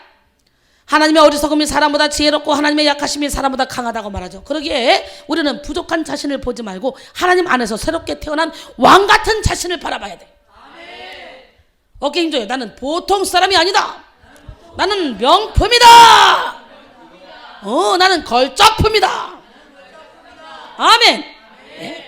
즉 자신 안에서는 철저히 절망하고 하나님 안에서는 끝없는 소망을 가져야 된다는 거예요. 그럴 때 하나님은 우리를 통해 놀라운 일을 행할 수 있습니다. 이 시간 하나님의 인도를 받고 하나님의 말씀에 순종할 때 하나님은 우리의 모든 고집을 꺾어주실 줄 믿습니다. 꺾어야 돼요. 이거 이 한 번의 설교를 통해 그 30년 동안 영성훈련 받았지만 이 고집, 자기가 고집이 세다, 남의 말을 안 듣는다, 고집불통이다라는 걸 깨달았다잖아. 깨닫는 순간 기가 막히더잖아. 얼마나 참회의 눈물이 나오는지, 얼마나 회개가 터지는지, 얼마나 감사한 일이야. 30년 동안 영성훈련 받아도 깨닫지 못했던 거 말씀 듣던 줄 깨달아. 그래서 이 말씀은요 자위의 날선 검이 돼서 여러분은 막 수술하고 돌아다녀. 오늘 이 말씀의 수술을 잘 받기를 바랍니다. 예, 멋지지 않습니까? 쓴뿌리를 통해 들어온 사탄이 우리의 조종사가 아니라 예수님이 우리의 조종사가 되어 어떤 풍랑 속에서도 순적하게 바라는 항구로 인도하여 주실 줄로 믿습니다. 시편 107편 30절에 그들이 평온함으로 말미암아 기뻐하는 중에 여호와께서 그들이 바라는 항구로 인도하시는도다. 예, 그러기에 결론은 뭡니까? 우리의 인생의 운전대를 주님께 맡깁시다. 우리 인생의 조종사가 주님이 되게 합시다. 이게 결론 아닙니까? 여러분은 예수님을 손님으로 모시고 있습니까? 아니면 주인으로 모시고 있습니까? 우리 인생은 한 치 앞도 볼 수 없는 연약한 존재입니다. 그러기에 여러분이 열심히 영성훈련을 받아 내려놓았다 하더라도 아직까지 내려놓지 못한 어떤 한 부분이 어둠을 불러들이고 결국 작은 잔뿌리들이 다시 쓴뿌리를 만들고 그것이 다시 고목이 되고 고집불통이 되고 우상을 숭배하게 됩니다. 그 쓴뿌리가 용서하지 못하게 만들고 결국 자신의 인생을 괴롭고 더럽게 만드는 영적인 암입니다. 그러기에 이 무서운 쓴뿌리를 반드시 제거해야만 하는데 이 쓴뿌리는 어떤 방법으로도 제거되지 않습니다. 오직 예수의 피밖에 없어요. 예수님이 우리의 인생의 운전대를 잡는 순간 우리보다 우리를 더 잘 알고 계시고 우리보다 우리를 더 사랑하시는 그 주님이 우리를 조종해 주십니다. 그렇기 때문에 쓴 열매가 아니라 날마다 아름다운 열매, 성령의 열매를 맺을 수 있어요. 사랑, 희락, 화평, 인내, 자비, 양선, 충성, 온유, 절제의 열매. 이 세상의 어떤 치료법으로도 결코 독초와 쑥의 열매를 감당할 수 없는데 예수님은 우리가 감당해야 될 이 독초와 쓴뿌리를 대신 감당하셨고 십자가에서 완전히 승리하셨습니다. 예수님의 승리는 완전한 승리입니다. 어떤 견고한 진도 무너뜨리는 하나님의 능력입니다. 예수님을 온전히 믿는 자에게는 새로운 삶이 주어집니다. 이전에는 쓴뿌리의 조정을 받았지만 이제는 예수 그리스도께서 주인 되셔서 그분이 이끌어 가시는 신바람 나는 인생으로 변화됩니다. 참 신기하죠. 저는요 신바람 나는 인생을 살아요. 결국 여러분의 인생을 더럽고 괴롭게 만드는 그런 영적인 암이 바로 쓴뿌리예요. 그러기에 이 무서운 쓴뿌리를 반드시 제거해야 하는데 그 쓴뿌리는 누가 제거할 수 있어? 오직 예수님만이. 아멘? 예. 그래서 이제 이사야 55장 17절에 보니까 보라 새 하늘과 새 땅을 창조하나니 이전 것은 기억되거나 마음에 생각나지 아니할 것이라. 고린도서 5장 17절에 그런즉 누구든지 그리스도 안에 있으면 새로운 피조물이라. 이전 것은 지나갔으니 보라 새 것이 되었도다. 예, 로키 산맥 해발 3,000m 높이의 수목 한계선이 있다고 해요. 이곳에는 얼마나 매서운 바람이 불어대는지 나무들이 곧게 자라지 못합니다. 북풍에서 오는 차가운 바람을 이겨내지 못하고 마치 무릎을 꿇듯이 주저앉아 있다고 합니다. 나무들은 살아남기 위해 바짝 무릎을 꿇습니다. 그래야만 겨우 살아남는 냉혹한 현장입니다.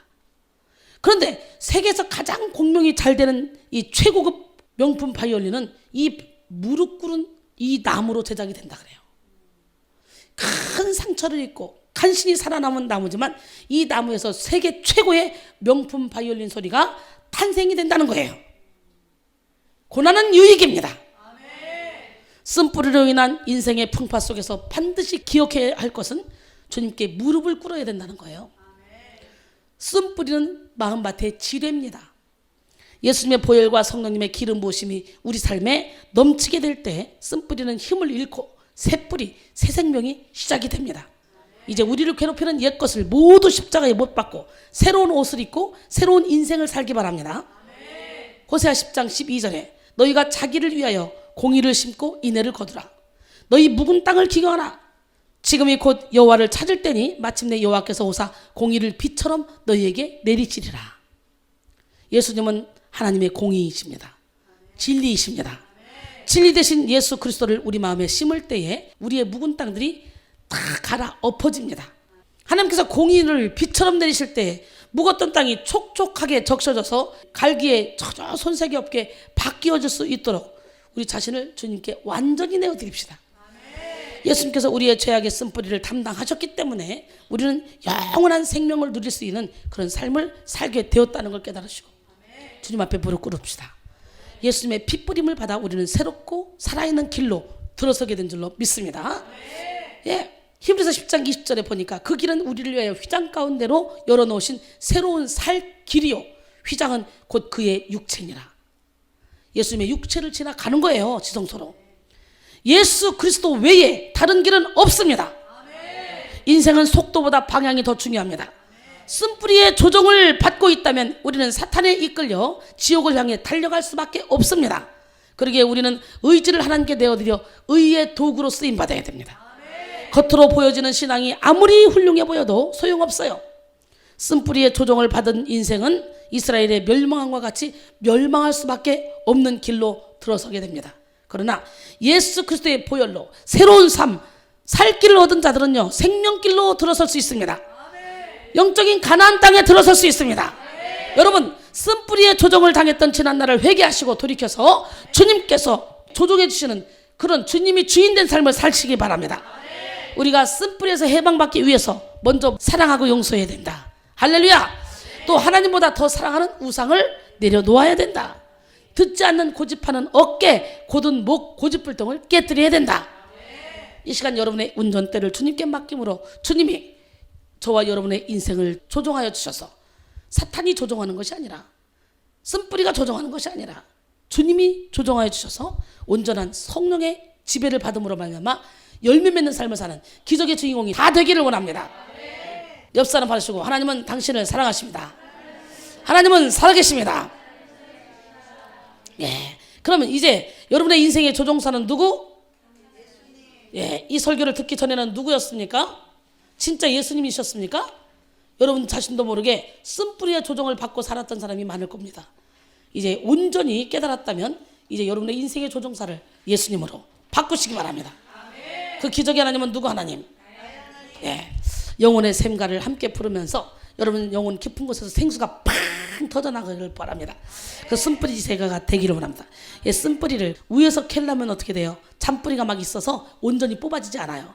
예, 잔뿌리를 남기면 그것이 다시 또 그 쓴뿌리를 냅니다. 그러기에 영혼의 깊은 곳에서부터 생수가 터져야 고목이 있어도 저 땅 깊은 곳에서도 막 물이 퍽퍽 솟아 나오면 잔털까지 한꺼번에 싹 뽑히겠죠. 여러분 저 바다에 나무를 심어봐. 큰 나무를 심겨져? 안 심겨지잖아. 여러분의 영혼이 물된 동산처럼 물이 끊어지지 않는 샘처럼 깊은 바다처럼 바뀌어버리면 쓴뿌리가 저절로 둥둥둥 떠서 잔뿌리까지 다 떠서 떠나가게 돼 있어. 바로 지금이 그런 시간이 되길 원합니다. 할렐루야.